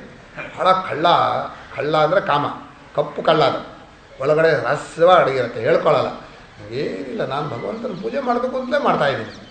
ಪೂಜೆ ಮಾಡಬೇಕು ಅಂತ ಮಾಡೋನು ಮುಗಿಬೇಕು ಅಂತ ಮಾಡಲ್ಲ. ನೀವು ಯಾವುದೇ ವಿಷಯ ನೆನ್ಪಿಟ್ಕೊಳ್ಳಿ, ಇದು ಮುಗಿಬೇಕು ಅಂತ ಮಾಡಬೇಕು ಅಂತಿದ್ರೆ ಅದು ನಿಮ್ಗೆ ಇಷ್ಟ ಇಲ್ಲ ಅಂತ ಅರ್ಥ. ಸದ್ಯ ಮುಗೀತಲ್ಲ ಅಂದರೆ ಅರ್ಥ ಏನೋ, ಬೇಕಾಗಿರಲಿಲ್ಲ. ಭಗವಂತನಿಗೆ ಪೂಜೆ ಮಾಡಬೇಕು, ಮುಗಿದೋಯ್ತು, ಈಗ ಇಂಥ ಅನುಷ್ಠಾನ ಮಾಡೋ, ಸದ್ಯ ಅನುಷ್ಠಾನ ಮುಗೀತಲ್ಲ. ಯಾವುದನ್ನು ಮುಗಿಬೇಕು ಅಂತ ಮಾಡ್ತೀರೋ ಅದು ನಿಮಗೆ ನಿಜವಾಗಿ ಮುಖ್ಯ ಪ್ರೇಮ ಅಲ್ಲ. ನಿಜವಾದ ಪ್ರೇಮ ಮೊದಲೇ ಇದ್ದರೆ ಎಷ್ಟೊತ್ತು ಸಾಧ್ಯವೋ ಅಷ್ಟು ಭಗವಂತನ ಧ್ಯಾನ ಮಾಡ್ತಾನೆ ಇರ್ತೀರಿ, ಮತ್ತೆ ಎಚ್ಚರ ಮತ್ತೆ ಮಾಡ್ತೀವಿ. ನಮ್ಮ ಗುರುಗಳು ಶಂಕರ ಪ್ರೇಮದಲ್ಲಿದ್ದರು. ಶಂಕರ ಭಾಷ್ಯ ಓದೋದು, ಶಂಕರ ಪಾಠ ಹೇಳೋದು, ಭಾಷ್ಯವನ್ನು ಬರೆಯೋದು, ಭಾಷ್ಯದ ಬಗ್ಗೆ ಚಿಂತನೆ ಮಾಡೋದು, ಆಮೇಲೆ ಬೆಳಗ್ಗೆ ಭಾಷ್ಯ ಪಾರಾಯಣ, ಭಾಷ್ಯ ಚಿಂತನೆ, ಭಾಷ್ಯ ಪಾಠ, ಭಾಷ್ಯ ಪುಸ್ತಕ, ಭಾಷ್ಯಕ್ಕೋಸ್ಕರ ಲೇಖನ, ಬೆಳಗ್ಗೆಯಿಂದ ರಾತ್ರಿವರೆಗೂ ಅದೇ. 1 ದಿವಸ ಅಲ್ಲ, 2 ದಿವಸ ಅಲ್ಲ, ಎಷ್ಟು ವರ್ಷ ಮಾಡಿರ್ಬೋದು. ಹಾಗೆ ಮಾಡಿದರೆ ಯಾಕೆ ಹಾಗೆ ಮಾಡ್ತಾಯಿದ್ರು? ಪ್ರೇಮ, ಅಂಥ ಪ್ರೇಮ ಇದೆ. ಆ ಪ್ರೇಮ ನಿಮಗೆ ಇದು ಮುಗಿಬೇಕು ಅಂತ ಬಂತು ಅಂದರೆ ಆಯ್ತಪ್ಪ ಇದು ಮುಗೀತಲ್ಲ ಅಂತ ಬಿಡ್ತೀರಲ್ಲ, ಅಲ್ಲೇ ಗೊತ್ತು ಭಕ್ತಿ ಇಲ್ಲ ಅಂತ. ಪೂಜೆ ಮುಗೀತು ಅಂತ ಮಾಡಿದ್ವಿ, ಇಷ್ಟೊತ್ತು ಪೂಜೆ ಮಾಡಬೇಕು, ಆಯಿತು ಮುಗೀತು ನಿಮ್ಮ ಮನಸ್ಸಲ್ಲಿ ಬಂತು ಅಂದರೆ ಅದು ಭಕ್ತಿ ಅಲ್ಲ ಅನ್ನಲ್ಲ, ನಿಜವಾದ ಭಕ್ತಿ ಅಲ್ಲ. ಅದು ಒಂದು ಭಕ್ತಿಯ ಸಾಧನ ಇರ್ಬೋದು. ಯಾಕೆ ನಿಜವಾದ ಭಕ್ತಿ ಅಲ್ಲ ಅಂದರೆ, ಮುಗೀತು ಅಂದಮೇಲೆ ಸಮಾಧಾನ ಆಗುತ್ತೆ, ಮುಗಿಯೋವರೆಗೂ ಸಮಾಧಾನ ಇರಲ್ಲ, ಕೆಲಸ ಆಯಿತು ಅಂದಮೇಲೆ. ಹಾಗಾದರೆ ನಿಜವಾದ ಪ್ರೇಮ ಅಲ್ಲ. ನಾನು ತಮಾಷೆ ಹೇಳಿದೆ, ಇವರಿಗೆ ವೇದಾಧ್ಯಯನ ಮಾಡ್ತಾರೆ, ಇವತ್ತು ಇಷ್ಟನ್ನು ಮುಗಿಸಿದ್ದೀನಿ ಅಂತ. ನಾನು ಹೇಳಿದೆ, ಮುಗಿಸೋಕೆ ಹೇಳ್ತೀಯೋ, ನಿಂಗೆ ವೇದ ಹೇಳಬೇಕು ಅಂತಿದೆಯೋ? ವೇದದಲ್ಲಿ ಪ್ರೇಮ ಇಲ್ಲ. ಸದ್ಯ 3 ಪ್ರಶ್ನೆ ಹೇಳಿ ಮುಗಿಸ್ಬಿಟ್ವಿ, ಬಿಡು ಬಿಡು ಬಿಡು ಬಿಡು ಹೇಳಿದ್ವಿ. ಮಸ್ತ ಇರ್ತಾರೆ ಮನೆ ಓದೋ ಶಿವೇನ ನಮಸ್ತೆ ಹುಡುಗುಡು ಹೇಳ್ತೀವಿ. ಯಾತಕ್ಕ ಓಡ್ತೀಯೋ ನೀನು ಒಂದಿನ? ಅಲ್ಲ ಮುಗಿಸ್ಬೇಕಲ್ಲ 10 ನಿಮಿಷಕ್ಕೆ. ಮುಗಿಸ್ಬೇಕು ಅಂದ್ರೆ ಅರ್ಥ ಏನೋ ಬೇಡ ಅಂತ, ಬೇಡವಾ ಅಂತಾನೆ ಮುಗಿಸ್ಬೇಕು. ನಮಗೆ ಇಲ್ಲಿ ಏನೋ ಪೆಟ್ಟ ಇದೆ, ಪೆಟ್ಟ ಹೋಗಬೇಕು, ರೋಗ ಹೋಗಬೇಕು ಅನ್ನೋ ಹಾಗೆ ರೋಗ ಬಂದಂಗೆ ವೇದ ಹೇಳಿಬಿಟ್ಟು ಮುಗಿಸ್ಬಿಡ್ಬೇಕು. ಈ ಮುಗೀತು ಅನ್ನೋ ಬುದ್ಧಿ, ಅದನ್ನು ಮುಗಿಸ್ಬಿಡ್ಬೇಕು ಬಿಟ್ಟು ಬಿಡಬೇಕು ಅನ್ನೋ ಬುದ್ಧಿ ಯಾಕೆ ಬರುತ್ತೆ ಅಂತ ಗೊತ್ತಿಲ್ಲ. ಹೇಗಿದ್ರು ಅದೇ ಮಾಡ್ಬೇಕು ನಾವು. ಆಯ್ತಪ್ಪ ಇದು ರುದ್ರ ಪಾರಾಯಣ ಮುಗಿಸಿ, ಮುಂದಕ್ಕೆ ಏನು ಮಾಡ್ತೀರಾ? ಮುಂದೆ ವೇದವನ್ನೇ ಹೇಳಬೇಕು. ಈಗ ಬೆಳಗ್ಗೆ ಪೂಜೆ ಮಾಡಿದ್ರಿ, ಮುಂದೇನು ಮಾಡ್ತೀರಿ? ಭಗವಂತನ ಕೆಲಸವೇ ಮಾಡಬೇಕು. ಭಕ್ತರಾದ್ರು ಮತ್ತೇನು ಮಾಡಬೇಕು? ಮತ್ತೆ ಭಗವಂತನ ಕೆಲಸ ಯಾತಕ್ಕೆ ಮುಗಿಬೇಕು ಅಂತ ಅನ್ಸತ್ತೆ ನಿಮ್ಮ ಮನಸ್ಸಲ್ಲಿ? ಇದರಲ್ಲೇ ಅರ್ಥವಾಗತ್ತೆ ನಿಜವಾದ ಪ್ರೇಮ ಹುಟ್ಟಿಲ್ಲ. ಅದಕ್ಕೋಸ್ಕರವಾಗಿ ಮನುಷ್ಯನ ಮನಸ್ಸಿನಲ್ಲಿ ಆಸೆ ಇದ್ದರೆ ಆ ಥರ ಆಗುತ್ತೆ. ಅದು ಕಾಮದ ಪ್ರೇಮ, ಅದು ವ್ಯಾಪಾರ. ಭಗವಂತ ನಿಮ್ಗೆ ಇಷ್ಟೊತ್ತು ಪ್ರೇಮ ಕೊಡ್ತೀನಿ, ನೀನು ಇಷ್ಟು ಕೊಡು ಅಂತ. 21 ತೆಂಗಿನಕಾಯಿ ಹೊಡೆಸ್ತೀನಿ, ನನಗೆ ಮದುವೆ ಚೆನ್ನಾಗಿ ನಡೆಯುತ್ತೆ. ಗಣಪತಿ ಹೋಮ ಇಟ್ಕೊಂಡಿದ್ದೀವಿ ಸ್ವಾಮಿ, ಮದುವೆ ಚೆನ್ನಾಗಿ ನಡೆಯುತ್ತೆ. ಹೌದು ಚೆನ್ನಾಗಿ ನಡೆಯುತ್ತೆ ಅಂತೀನಿ. ಗಣಪತಿ ಹೋಮ ಮಾಡಿದ್ದು ಗಣಪತಿಗೋಸ್ಕರ ಅಲ್ಲ, ಮದುವೆ ಚೆನ್ನಾಗಿ ನಡೀಲಿ ಅಂತ. ಹೀಗೆ ತಾನೆ ಅಂಗಡಿ ವ್ಯಾಪಾರ ಬಿಟ್ಟ ಪ್ರೇಮ ಅಂತ ಮೊದಲನೇದು. ಅದಿರಬಾರ್ದು. ಯಾವುದೋ ಇಂಥದ್ದಾಗಬೇಕು ಕೆಲಸ ಅಂತಾಗಲಿ, ಇಂಥ ವಸ್ತು ಪಡ್ಕೋಬೇಕು ಅಂತಾಗಲಿ, ಗುಟ್ಟಾಗಿ ಏನೋ ಒಂದು ಬಯಕೆ ಇಟ್ಕೊಂಡು ಭಗವಂತನನ್ನು ಪೂಜಿಸೋದಾಗಲಿ ಭಕ್ತಿಯನ್ನು ತೋರಿಸೋದಾಗಲಿ ಇರಬಾರ್ದು. ಇದು ಮೊದಲನೇದು. ಎರಡನೇದು ಬಹಳ ದೊಡ್ಡವನು ಪರಮಾತ್ಮ ಅಂತ. ಮೊದಲನೇದು ಏನು ಅಂದರೆ ಭಗವಂತ ಕೇಳಿದ್ದು ಕೊಡ್ತಾನೆ ಅಂತ ಪ್ರೀತಿಸ್ತಾ ಇರೋದು. ನಮ್ಮ ಅಪ್ಪ ಕೇಳಿದ್ದು ಕೊಡ್ತಾನೆ, ನಮ್ಮ ಅಜ್ಜ ಕೇಳಿದ್ದು ಕೊಡ್ತಾನೆ ಅಂತ ಪ್ರೀತಿಸಿದರೆ ಅಜ್ಜನ ಪ್ರೀತಿ ಅಲ್ಲ ಅದು, ಆ ಕೊಡೋ ವಸ್ತು ಇದೆಯಲ್ಲ ಅದ್ರ ಮೇಲೆ ಪ್ರೇಮ. ಹೀಗೆ ಭಗವಂತ ಕೇಳಿದ್ದು ಕೊಡ್ತಾನೆ ಅನ್ನೋ ಪ್ರೇಮ ಕಾಮ ಪ್ರೇಮ ಇದು. ಇನ್ನು ಭಗವಂತ ದೊಡ್ಡವನಪ್ಪ, ಭಾರಿ ಸರ್ವಜ್ಞ ಸರ್ವಶಕ್ತ, ಜಗತ್ತೆಲ್ಲ ಸೃಷ್ಟಿ ಮಾಡಿದ್ದಾನೆ. ದೊಡ್ಡವರು ಬಂದರೆ ಗೌರವ ತೋರಿಸ್ಬೇಕಲ್ಲ, ಹಾಗೆ ನಾನು ಗೌರವ ತೋರಿಸ್ತಾ ಇದ್ದೀನಿ. ಅದೇ ನಮ್ಮ ಪ್ರೇಮ ಅಂದರೆ ಅದು ನಿಜವಾದ ಪ್ರೇಮ ಅಲ್ಲ, ಸಾತಿಶಯ ಪ್ರೇಮ ಅಂತ ಎರಡನೇದು ಕೊಟ್ಟಿದ್ದಾರೆ. ಎರಡನೇ ಸಾತಿಶಯ ಪ್ರೇಮದಲ್ಲಿ ಏನಪ್ಪ ಅಂದರೆ, ಈಗ ಒಬ್ಬ ಪೀಠಾಧಿಪತಿಗಳು ಬಂದರು, ಅವರು ಇಲ್ಲಿಂದ ನಮಸ್ಕಾರ ಮಾಡ್ತಾಯಿದ್ದಾರೆ. ಸ್ವಾಮಿ ಆ ಗುರುಗಳಿಗೆ ನಮಸ್ಕಾರ ಮಾಡ್ತಾಯಿದ್ದೆ. ನಮಸ್ಕಾರ ಅಂದರೆ ಬಿಟ್ಟು ಹೋಗಬೇಕು ಅಂತ ನಮ್ಮಲ್ಲಿ ಹೇಳ್ತೀವಿ. ನಮಸ್ಕಾರ ಬರ್ತೀವಿ, ನಮಸ್ಕಾರ ಅಂದರೆ ಬಿಟ್ಟು ಹೋಗೋ ಮಾತದು. ಟಾಟಾ ಅಂತ ಹೇಳ್ತೀರಲ್ಲ ಹಾಗೆ. ಈ ನಮಸ್ಕಾರವಾಗಲಿ ಗೌರವವಾಗಲಿ ಮನುಷ್ಯನಿಗೆ ಅಂತರವನ್ನು ಜಾಸ್ತಿ ಮಾಡುತ್ತೆ. ಭಗವಂತನಲ್ಲಿ ಒಂದಾಗ್ತಿರೋ ಪ್ರೀತಿ ಇದ್ದರೆ ಒಂದಾಗಬೇಕು. ಗೌರವ ಹೆಚ್ಚಾದರೆ ಏನಾಗುತ್ತೆ? ದೂರ ದೂರ ಇದ್ಬಿಡ್ತಾನೆ. ನಮ್ಮಲ್ಲಿ ಇನ್ನವರು ಆ ಒಳಗೆ ಅಪ್ಪ, ಈ ಒಳಗೆ ಹುಡುಗ, ಅವಾಗ ರಾಡ ಅವರಲ್ಲಿದ್ದಾರೆ, ಇಲ್ಲಿಂದ ಮಾತಾಡೋದು. ಯಾಕಂದರೆ ಗೌರವ. ತಂದೆಯಲ್ಲಿ ಗೌರವ ಇನ್ನೇನು ಪ್ರೇಮ, ಪ್ರೇಮ ಇರಬೇಕು. ಪ್ರೇಮವೂ ಗೌರವ ಎರಡೂ ಇರಬೇಕು. ಬೇಡ ಬರೀ ಗೌರವ. ಗೌರವ ಅಂದರೆ ದೊಡ್ಡವರು ದೊಡ್ಡವರು, ಅವ್ರ ಪಾಡಿಗೆ ಅವ್ರ ಪಾಡಿಗೆ ಅವ್ರು ಇರಲಿ, ನಮ್ಮ ಪಾಡಿಗೆ ನಾವಿರಲಿ. ಹಾಗೆ ಭಗವಂತ ತುಂಬ ದೊಡ್ಡವನು, ಲೋಕವನ್ನು ಸೃಷ್ಟಿ ಮಾಡಿದವನು, ಅವನ ಪಾಡಿಗೆ ಅವನು ಅಲ್ಲಿರಲಿ, ಕೈಲಾಸವೋ ವೈಕುಂಠವೋ, ನಾವಿಲ್ಲಿರೋಣ ಅಂದರೆ ಅದು ಭಕ್ತಿ ಅಲ್ಲ, ಸಾತಿಶಯವಾದ ಭಕ್ತಿ. ತುಂಬ ದೊಡ್ಡವನು ತುಂಬ ಗೌರವಿಸೋದಿದೆಯಲ್ಲ, ಗೌರವ ಇರಬಾರ್ದು ಅಂತ ಅರ್ಥ ಅಲ್ಲ. ಬರೀ ಗೌರವ ಅನ್ನೋದು ಭಕ್ತಿ ಅಲ್ಲ. ಭಕ್ತಿಯಲ್ಲಿ ಗೌರವ ಅನ್ನೋ ಅಂಶ ಇರುತ್ತೆ, ಅದು ಮುಂದೆ ಹೇಳ್ತಾರೆ. ಈ ಗೌರವ ರೂಪವಾದ ಭಕ್ತಿಯನ್ನು ಭಕ್ತಿಯಿಂದ ಒಪ್ಕೊಳ್ಳಿಲ್ಲ. ಇನ್ನೊಂದೇನು ಅಂದರೆ, ಸಮಾಜದಲ್ಲಿ ಹೀಗಿದೆ ಭಯ. ಬಲಿ ಕೊಡದೆ ಹೋದರೆ ಮಾರಿಯಮ್ಮ ನಮ್ಮನ್ನು ರೋಗ ಕಾಡ್ಬಿಡ್ತಾಳೆ. ಪ್ರತಿ ವರ್ಷ ಮಾಡುವಂಥ ರಥೋತ್ಸವ ಮಾಡದೆ ಹೋದರೆ ಊರಲ್ಲಿ ಏನೋ ಕೆಟ್ಟ ಘಟನೆ ನಡೆಯುತ್ತೆ. ನಮ್ಮ ವಂಶದಲ್ಲಿ ನಡ್ಕೊಂಡ್ಬಂದದ್ದು ನಾವು ಮಾಡದೆ ಹೋದರೆ ಇನ್ನೇನೋ ಅಪಚಾರ ಆಗುತ್ತೆ. ಭಗವಂತ ದೊಣ್ಣೆ ಹಿಡ್ಕೊಂಡು ನಿಂತ್ಯ ಮಾಡ್ತೀಯ ಇದು ನಿನ್ನ ತಲೆ ಬುರುಡೆ ಹೊಡೆದು ಬಿಡ್ತೀನಿ ಅಂತ. ಅದು ಭಯ. ಆ ಭಯದಿಂದ ಭಗವಂತನ ಪೂಜೆ ಮಾಡೋದು. ಭಗವಂತನ ಪೂಜೆ ಭಕ್ತಿ ವ್ಯಕ್ತಿ ಮೊದಲನೇದು ಕಾಮ ಅಂದರು, ಎರಡನೇ ದೊಡ್ಡವನು ಅನ್ನೋದು ಅದೊಂದು ಭಾವ, ಇದೊಂದು ಭಯ. ಏನಪ್ಪ ನಮ್ಮಲ್ಲಿ ನಡ್ಕೊಂಬಂದಿದೆ, ಇವತ್ತು ನಾನು ಉಪವಾಸ ಮಾಡಿದೆ, ಸಂಕಷ್ಟ ಗಣಪತಿ ವ್ರತ, ನಕ್ಷತ್ರ ಕಾಣೋವರೆಗೂ ಉಪವಾಸ ಮಾಡದೆ ಹೋದರೆ ಗಣಪತಿ ನಮ್ಮನ್ನು ಬಡ್ದು ಹಾಕ್ಬಿಡ್ತಾನೆ, ಎಲ್ಲ ಕೆಲಸಗಳನ್ನು ತೊಂದರೆ ಕೊಡ್ತಾನೆ. ಈ ಭಯ ಇದೆಯಲ್ಲ, ಭಯದ ಪ್ರೇಮವು ನಿಜವಾದ ಪ್ರೇಮ ಅಲ್ಲ. ಭಯದಿಂದ ಮನುಷ್ಯ ದೂರ ಆಗ್ತಾನೆ, ಗೌರವದಿಂದ ದೂರ ಆಗ್ತಾನೆ, ಕಾಮನಿಂದ ಡೈವರ್ಟ್ ಆಗ್ತಾನೆ. ಕಾಮದಲ್ಲಿ ಅದೇ ಬೇಕು ಅಂತಿರಲ್ಲ, ಬೇರೆ ಬೇಕು ಅಂತಿರುತ್ತೆ, ಅವನ ಹತ್ರ ಹೋಗಿರ್ತೀವಿ. ಈಗ ನಮ್ಮ ಹತ್ರ ನಾವು ತಮಾಷೆ ಪಾಠ ಮಾಡ್ತಾ ಇರ್ತೀವಿ, ಆಳು ನಿಮ್ಮನ್ನು ಕರೀತಾ ಇದ್ದಾನೆ ಅಂತಾರೆ. ಆಳು ನಮ್ಮನ್ನು ಕರೆಯಲ್ಲ, ಯಾವನ್ನು ಕರೀತಾರೆ? ದುಡ್ಡನ್ನು ಕರೀತಾನವರು. ಸ್ವಾಮಿ ದುಡ್ಡು ಕೊಡಿ ಅಂತ. ನಮ್ಮ ಆಳಿಗೆ ನಮ್ಮ ಮೇಲೆ ಪ್ರೀತಿನ, ಅವ್ನು ದುಡ್ಡು ಮೇಲೆ ಪ್ರೀತಿನ? ಅಕಸ್ಮಾತ್ ಅದು ದುಡ್ಡೇನೇ ಇರಲಿ, ಅದು ಆಳಕ್ಕೆ ಬರ್ತಾರೆ ಅವನು. ಬರೀ ಸುಳ್ಳು. ಯಜಮಾನ ದೊಡ್ಡವನಲ್ಲ, ಆಳು ಯಾರು ದೊಡ್ಡವರು? ದುಡ್ಡು ದೊಡ್ಡವರು. ಹಾಗೆ ಮನುಷ್ಯ ಯಾವುದು ಗಮ್ಯವೋ ಅಲ್ಲಿ ಪ್ರೇಮ ಇರುತ್ತೆ. ಇದೆಲ್ಲ ಉಳಿದದ್ದೆಲ್ಲ ಸಾಧನ. ನಮ್ಮವರೊಬ್ಬರು ಹೆಸರು ಹೇಳಲ್ಲ, ಊರಿನ ಕೆಲಸ ತುಂಬ ಮಾಡಿದರು. ಕೊನೆಗೆ ಒಂದು ದಿವಸ ಊರಿನವರು ಅವ್ನು ಬೈದ್ಬಿಟ್ರು. ಅದಕ್ಕೋ ಒಂದು ಕಾರಣಕ್ಕೆ ಬೈದರು. ಊರಿನ ಕೆಲಸ ಮಾಡೋರಿಗೆ ಎರಡೂ ಇರುತ್ತೆ, ಗೌರವ ಇರುತ್ತೆ, ಅದು ಬೈದ್ಬಿಟ್ರು. ಅಲ್ಲ, ಮಾಡಿಸ್ಕೊಳ್ಳೋವಾಗ ಚೆನ್ನಾಗಿ ಮಾಡಿಸ್ಕೊಂಡು ತಂದು ಬೇಕಾದ್ದನ್ನ ಪ್ರಯೋಜನ ಮಾಡಿಕೊಂಡ್ರು. ಈಗ ಬೈತಾ ಇದ್ದಾರೆ, ನಿಜವಾಗಿ ಅವರಿಗೆ ನಾನು ಬೇಕಾಗಿಲ್ಲ, ನಾನು ಮಾಡಿರೋ ಪ್ರಯೋಜನ ಬೇಕಾಗಿತ್ತು, ಅದಕ್ಕೆ ಹೀಗೆ ಮಾಡಿರೋರು. ನಾನು ಅಂದೆ ಎಲ್ಲರೂ ಹಾಗೆ ಇರೋದು. ಊರಿನವರು ಅಂತೀವಲ್ಲ, ನಾವು ಹಾಗೆ ಇರೋದು. ನಾವು ಯಾರದ ಸ್ವಾಮಿ ನೀವು ತುಂಬ ದೊಡ್ಡವರು ಅಂದರೆ ಏನರ್ಥ?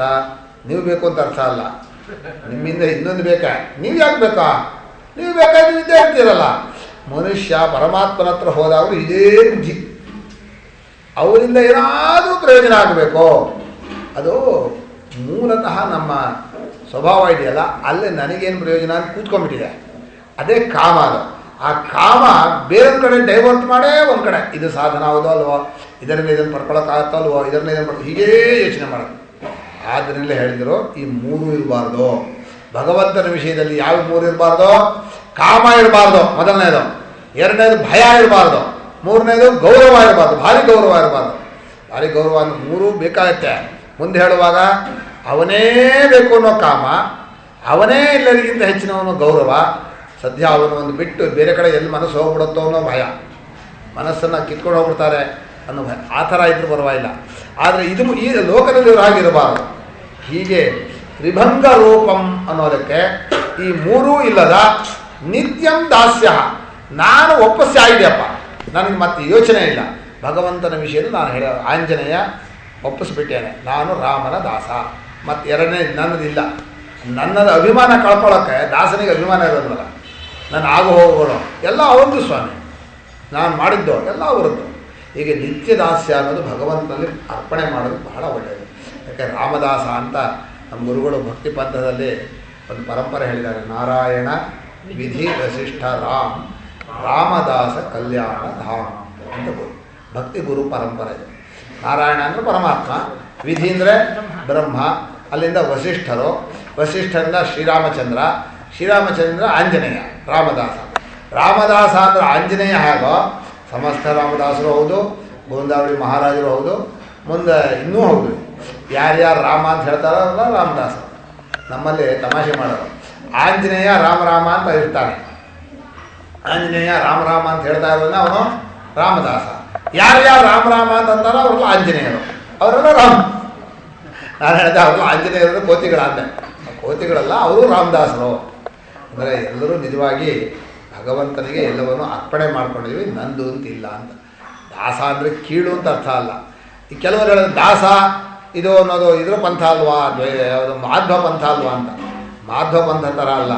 ತನ್ನದೆಲ್ಲ ಒಪ್ಪಿಸಿದ ಮೇಲೆ ವ್ಯವಹಾರ ದೃಷ್ಟಿಯಲ್ಲಿ ನಾನು ಅವನು ಹೇಳಿದಾಗ ಕೇಳ್ತಾ ಇರ್ತೀನಿ, ನಂದೇನು ಇಲ್ಲ ಅನ್ನೋ ಅಭಿಮಾನವನ್ನು ತ್ಯಾಗ ಮಾಡುವಂಥದ್ದು. ನಿತ್ಯ ದಾಸ್ಯಕ್ಕೆ ಉದಾಹರಣೆ ಆಂಜನೇಯ, ನಿತ್ಯ ಕಾಂತ. ನಿಜವಾಗಿ ಹೇಳೋದಾದ್ರೆ ನಮ್ಮ ಬುದ್ಧಿ ಎಲ್ಲ ಭಗವಂತನಿಗೆ ಸೇರಿದೆ. ಅನುಭವ ಹೇಳಿದ್ದನ್ನು ಬರೆದಿಟ್ಕೊಳ್ಳೋಕೆ ಕೊಟ್ಟಿರೋದು ಬುದ್ಧಿ. ಸಂಗ್ರಹ ಹೇಳಿ ಬುದ್ಧಿಗೆ ಈ ಹಿರೇತನ ಮಾಡಬಾರ್ದು ಅಂತ ಹೇಳ್ಕೊಡ್ಬೇಕು. ಹಿರೇತನ ಅಂದರೆ ಏನು ಗೊತ್ತಾ? ಅನುಭವದಲ್ಲಿ ಇರೋದನ್ನು ಹೇಳಕ್ಕೆ ಹೋಗುತ್ತೆ. ಕ್ಲರ್ಕಿಗೆ ಏನು ಕೆಲಸ? ಸಾಹುಕಾರ ಹೇಳಿದ್ದನ್ನು ಬರ್ಕೊಳ್ಳೋದು ಅಷ್ಟೇ ಕೆಲಸ ತಾನೆ. ಸಾಹುಕಾರ ಹೇಳದೇ ಇರೋದನ್ನು ಬರೆಯೋಕೆ ಹೋದರೆ ಸುಮ್ಮನಿರಲಿ. ನಾನು ಎಲ್ಲೋ ಒಂದು ಕಾದಂಬರಿ ಓದ್ತಾ ಇದ್ದೆ, ಒಬ್ಬ ಬಹಳ ಒಳ್ಳೆಯವರು. ಅವ್ರ ಮನೆಗೆ ಒಂದು 5-6 ಜನ ಕೇಳೋಕ್ಕೆ ಬಂದರು. ಟೈಮ್ ಆಗೋಯ್ತು, ಒಂದು ನಿಲ್ಲಿಸ್ಬಿಟ್ಟು ದುಡ್ಡು ಕೇಳೋಕ್ಕೆ ಬಂದರು, ಸಮಾಜಕ್ಕೆ ಏನೋ ಧರ್ಮಾರ್ಥವಾಗಿ. ಅವನು ಅವ್ರನ್ನ ಒಳಗೆ ಕೂರಿಸಿ ಆತಿಥ್ಯ ಮಾಡಿ, ಏನು ಕೇಳ್ತಾ ಇದ್ದೀರಿ? ಹೀಗೆ ಇದು ಮಾಡಬೇಕು, ಆಸ್ಪತ್ರೆ ಕಟ್ಟಬೇಕು, ಏನಾದರೂ. ನನ್ನ ಹತ್ರ ದುಡ್ಡಿಲ್ಲ ಅಂತ ಕೊಡಲಿಲ್ಲ, ಕೂತಿದ್ರು. ಅಷ್ಟೊತ್ತೆ ಒಬ್ಬಳು ವಿಧವೆ ಬಂದು, ವಿಧವೆಗೆ ವಯಸ್ಸಾದವರು, ಒಂದು ಮಗುನ ಎತ್ಕೊಂಡ್ಬಂದು, ಬಾರಮ್ಮ ಅದು 12 ಗಂಟೆ ಆಗೋಗಿದೆ, ಇನ್ನೂ ಇವನಿಗೆ ಕೆಲಸ ಮುಗಿದಿಲ್ಲ. ಬಂದು ಕೂತ್ಕೊಂಡು, ಏನಮ್ಮ ಏನು ಬೇಕು ಅಂತ. ಅದೇ ನನ್ನ ಗಂಡ ನಿಮ್ಮ ಹತ್ರ ಎಷ್ಟೋ ದುಡ್ಡಿಟ್ಟಿದ್ನಲ್ಲ, ಅದೊಂಚೂರು ಲೆಕ್ಕ ನೋಡಬೇಕು. ಅವನು ಕಾರ್ಕೂನ್ ಹತ್ರ ಲೆಕ್ಕ ತೆಗಿಯ ಅಂದರು. ಅವನು ಟೈಮ್ ಇಲ್ಲ. ನಾನು ಹೇಳ್ತಾ ಇದ್ದೀನಿ ತೆಗಿ ಲೆಕ್ಕನ. ಅವಳು ಅಲ್ಲಿಂದ ಇಲ್ಲಿಗೆ ಬಂದಿಯಾಳೆ, ದುಡ್ಡಿಲ್ಲ ಅಂತ ಹೇಳ್ತೀಯ, ಎಷ್ಟಿದೆ ಹೇಳು? 340 ರೂಪಾಯಿ. ಬಡ್ಡಿ ಸೇರಿಸಿ ಎಷ್ಟಾಯಿತು ಇವತ್ತಿಗೆ? ಇಷ್ಟಾಯಿತು. ಏನಮ್ಮ ನಿನ್ನ ಗಂಡ ಕೊಟ್ಟಿರೋದು ಇಷ್ಟಿದೆ, ಇಷ್ಟು ಬಡ್ಡಿ ಆಯಿತು, ಇನ್ನೇನಿದೆಯಾ ಅಲ್ಲಿ ಬರೆದಿಟ್ಟಿರೋದು? ಇನ್ನೇನು ಇಲ್ಲ ಅಂದ. ಆ ಒಳಗೆ ಅಡುಗೆ ಮಾಡ್ತಾ ಇರೋ ಮಗಳು ಹೇಳಿದ್ದು, ಇಲ್ಲ ಅವನ ಗಂಡ ಒಂದು ಚಿನ್ನದ ಉಂಗುರ ಇದೆಲ್ಲ ಇಟ್ಟಿಯಾನೆ, ಕೆಳಗಡೆ ಬಂದಿದೆ. ಸರಿಯಾಗಿ ಓದ್ತೀಯ ಇಲ್ವ ನೀನು? ಕೆಳಗಡೆ ಇರೋದು ಓದೋ. ಇವಳು ಬಂದವಳು, ಅವಳ ಕೈಲಿ ಚೀಟಿ ಇಲ್ಲ. ಸಾಹುಕಾರ ಎಷ್ಟು ನ್ಯಾಯಸ್ಥ ಅಂದರೆ, ಆ ಬಂದವಳು ಯಾವ ಹೊತ್ತಿಗೆ ಏನಾದ್ರು ಬರಲಿ, ಅವಳು ಏನು ವಿಷಯ ಇದೆಯೋ ಆ ವ್ಯವಹಾರವನ್ನು ಪರಿಶುದ್ಧವಾಗಿ ಮಾಡಬೇಕು. ಆ ಕೆಳಗಡೆ ಕುಂಟು ಬಂತು, ಓದಿ ಸರಿಯಾಗಿ ಓದೋ, ಇಂಥದ್ದು ಇಟ್ಟಿದ್ದಾಳೆ, ಸರಿ ಆಯಿತು. ಈಗ ಎಷ್ಟಮ್ಮ ಬೇಕು ನಿನಗೆ? ಇಷ್ಟು ದುಡ್ಡು ಬೇಕು. ಅಷ್ಟು ದುಡ್ಡು ತಗೋ. ಅಷ್ಟು ದುಡ್ಡನ್ನು ಖರ್ಚಾಕಪ್ಪ, ಉಳಿದದ್ದು ಬರೆಯಡೆಯ ಅಂಥೇಳಿ ಬರೆಸಿ ಮನೆಗೆ ರುಜು ಮಾಡಿದ್ರು. ಈಗ ಯಜಮಾನ ಪ್ರಶ್ನೆ ಏನು ಗೊತ್ತಾ, ಬಂದ ವಿಧವೆಗೆ ಅವ್ನು ನ್ಯಾಯವನ್ನು ಕೊಟ್ಟು ಅವಳಿಗೆ ಏನು ಕೊಡಬೇಕೋ ಸರಿಯಾದ ಶುದ್ಧವಾದ ಅರ್ಥ ವ್ಯವಹಾರವನ್ನು ಮಾಡ್ದ. ಇವರು ಧರ್ಮ ಕೇಳೋಕ್ಕೆ ಬಂದರು, ಇವ್ರಿಗೆ ದುಡ್ಡು ಕೊಡೋಲ್ಲ ಅಂದ. ಈಗ ಅವನು ಸರಿನೋ ತಪ್ಪೋ ಮಾಡಿದ್ದು? ಧರ್ಮ ಕೇಳೋಕೆ ಬಂದರು ಅವರು ಆಸ್ಪತ್ರೆ, ನನ್ನ ಹತ್ರ ದುಡ್ಡಿಲ್ಲ ಅಂದರು. ಇನ್ನು ಯಾರಿಗೋ ದುಡ್ಡು ಇಟ್ಟಿದ್ದವನು ಬಂದರು, ದುಡ್ಡನ್ನು ಅವ್ರಿಗೆ ತಲುಪಿಸಿದ್ರು. ಆಮೇಲೆ ಅವ್ರು ಕೂತವ್ರು ಅನ್ನಂತೆ, ಅಲ್ಲ ನಾವು ಸೇವೆ ಮಾಡ್ತೀವಿ ಅಂದ್ರೆ ಇವನು ಯಾಕೆ ಸೇವೆ ಮಾಡ್ತಾ ಇಲ್ಲ? ಅವ್ರು ಕೂತವ್ರು ಯೋಚನೆ ಮಾಡ್ತಾ ಇದ್ದಾರೆ, ಇವನು ಸೇವೆ ಮಾಡೋದ್ರೇನೋ ಸಮಾಜಕ್ಕೇನೋ ಒಂದು ತಾನು ತನ್ನ ಕರ್ತವ್ಯವನ್ನು ಅಚ್ಚುಕಟ್ಟಾಗಿ ಮಾಡ್ತಾ ಇದ್ದಾನಪ್ಪ. ಸಮಾಜಕ್ಕೆ ಸೇವೆ ಮಾಡೋರಿಗೆ ದುಡ್ಡು ಕೊಡೋ ವಿಷಯ ಬೇರೆ, ಅದು ಅವರವರಿಗೆ. ನಮ್ಮ ಕರ್ತವ್ಯ ನಾವು ಚೆನ್ನಾಗಿ ಮಾಡ್ತಾ ಇದ್ರೆ ಅದು ದೊಡ್ಡ ಸಮಾಜ ಸೇವೆ, ಹಾಗಾಗಲೇಬೇಕು. ಹಾಗೆ ಮನುಷ್ಯ ನಮ್ಮ ಬುದ್ಧಿ ಇದೆಯಲ್ಲ, ಬುದ್ಧಿಯನ್ನು ತಗೊಂಡು ಅನುಭವದಲ್ಲಿ ಏನಿದೆ ಅಷ್ಟನ್ನೇ ಬರ್ಕೋಬೇಕು. ಇಲ್ಲೇ ಇರೋ ಹಿರಿಯತನ ಮಾಡೋದು. ನಮ್ಮ ಗುರುಗಳು ಭಾಳ ಹೇಳ್ತಾ ಇದ್ರು, ಈ ಬುದ್ಧಿಗೆ ಸುಮ್ಮನೆ ಇರೋ ಗೊತ್ತಿಲ್ಲ, ಏನು ಕೇಳಿದ್ರು ಅದಕ್ಕೇನು ಪ್ರಮಾಣ ಅಂತ ಕೇಳುತ್ತೆ. ಏನು ಕೇಳುತ್ತೆ? ಅದಿದೇನಕ್ಕೇನು ಪ್ರಮಾಣ ಅಂತ. ಅದಕ್ಕೆ ತನ್ನ ಮಿತಿ ಗೊತ್ತಿಲ್ಲ. ಅನುಭವ ಇದೇನಕ್ಕೇನು ಪ್ರಮಾಣ ಅಲ್ಲಪ್ಪ. ಪ್ರಮಾಣ ಇದೆ ಏನಕ್ಕೆ ಅನುಭವ ಬೇಕು? ಅನುಭವ ಇದೆ ಏನಕ್ಕೇನು ಪ್ರಮಾಣ? ದೇವರಿದಾನೇನಕ್ಕೇನು ಪ್ರಮಾಣ? ಅರಿವಿದೇನಕ್ಕೇನು ಪ್ರಮಾಣ? ಎಲ್ಲಕ್ಕೂ ಕೇಳೋ ಸ್ವಭಾವ. ಅದಕ್ಕೆ ಒಂದು ದೊಡ್ಡ ಕಥೆ ಬರೆದಿದ್ರು. ಆ ಕಥೆ ಇನ್ನೊಂದು ದಿವಸ ಇರ್ತೀನಿ, ಗೋಮಾಜಿ ಗಣೇಶನ ಕಥೆ. ಇವತ್ತು ಬೇಡ, ಈಗ ಸಮಯ ಆಯಿತು. ಒಳ್ಳೆ ಕಥೆ ಇದು. ಅದ್ಭುತವಾಗಿ ಭಗವಂತನಲ್ಲಿ ಯಾವುದೇ ಒಂದು ತ್ರಿಭಂಗ ಅಂದರೆ ಕಾಮ, ಭಯ, ಗೌರವ, ಅದು ಮೂರು ಇಲ್ಲದೆ ನಾನು ಭಕ್ತ, ಅವನು ಪರಮಾತ್ಮ, ಇದು ಭಕ್ತಿನೋ ಈ ತ್ರಿಪುಟಿ ಇಲ್ಲದೆ ಎಲ್ಲವನ್ನೂ ಸಮರ್ಪಣೆ ಮಾಡಿದ ಆ ಪ್ರೇಮವನ್ನು ಸತ್ಸಂಗದಲ್ಲಿ ಮಹಾತ್ಮರನ್ನು ಪ್ರೀತಿಸ್ತಾ ಅದನ್ನು ನಾವು ಪಡ್ಕೊಂಡ್ರೆ ನಿಜವಾಗಿಯೂ ಜೀವನದಲ್ಲಿ ಎಲ್ಲ ಸಾಧನಕ್ಕಿಂತ ಶ್ರೇಷ್ಠವಾದ ಸಾಧನ. ನಾನು ಇನ್ನು ಹೊರಡಬೇಕು. 9 ಗಂಟೆ ನಿಲ್ಲಿಸಬೇಕು ಅಂತ ಮಾಡ್ಕೊಂಡು ಇವ್ರು ಏನೋ ಕಾಲು ಗಂಟೆ ಇದ್ರು. ನಾನು ಹೊರಡ್ತಾ ಇದ್ದೀನಿ. ನನಗೆ ಅನುಜ್ಞೆ ಕೊಡಿ. ಎಲ್ಲ ಗುರುಗಳಿಗೆ ಸಮರ್ಪಣೆ ಮಾಡ್ತಾ ಇದ್ದೀನಿ.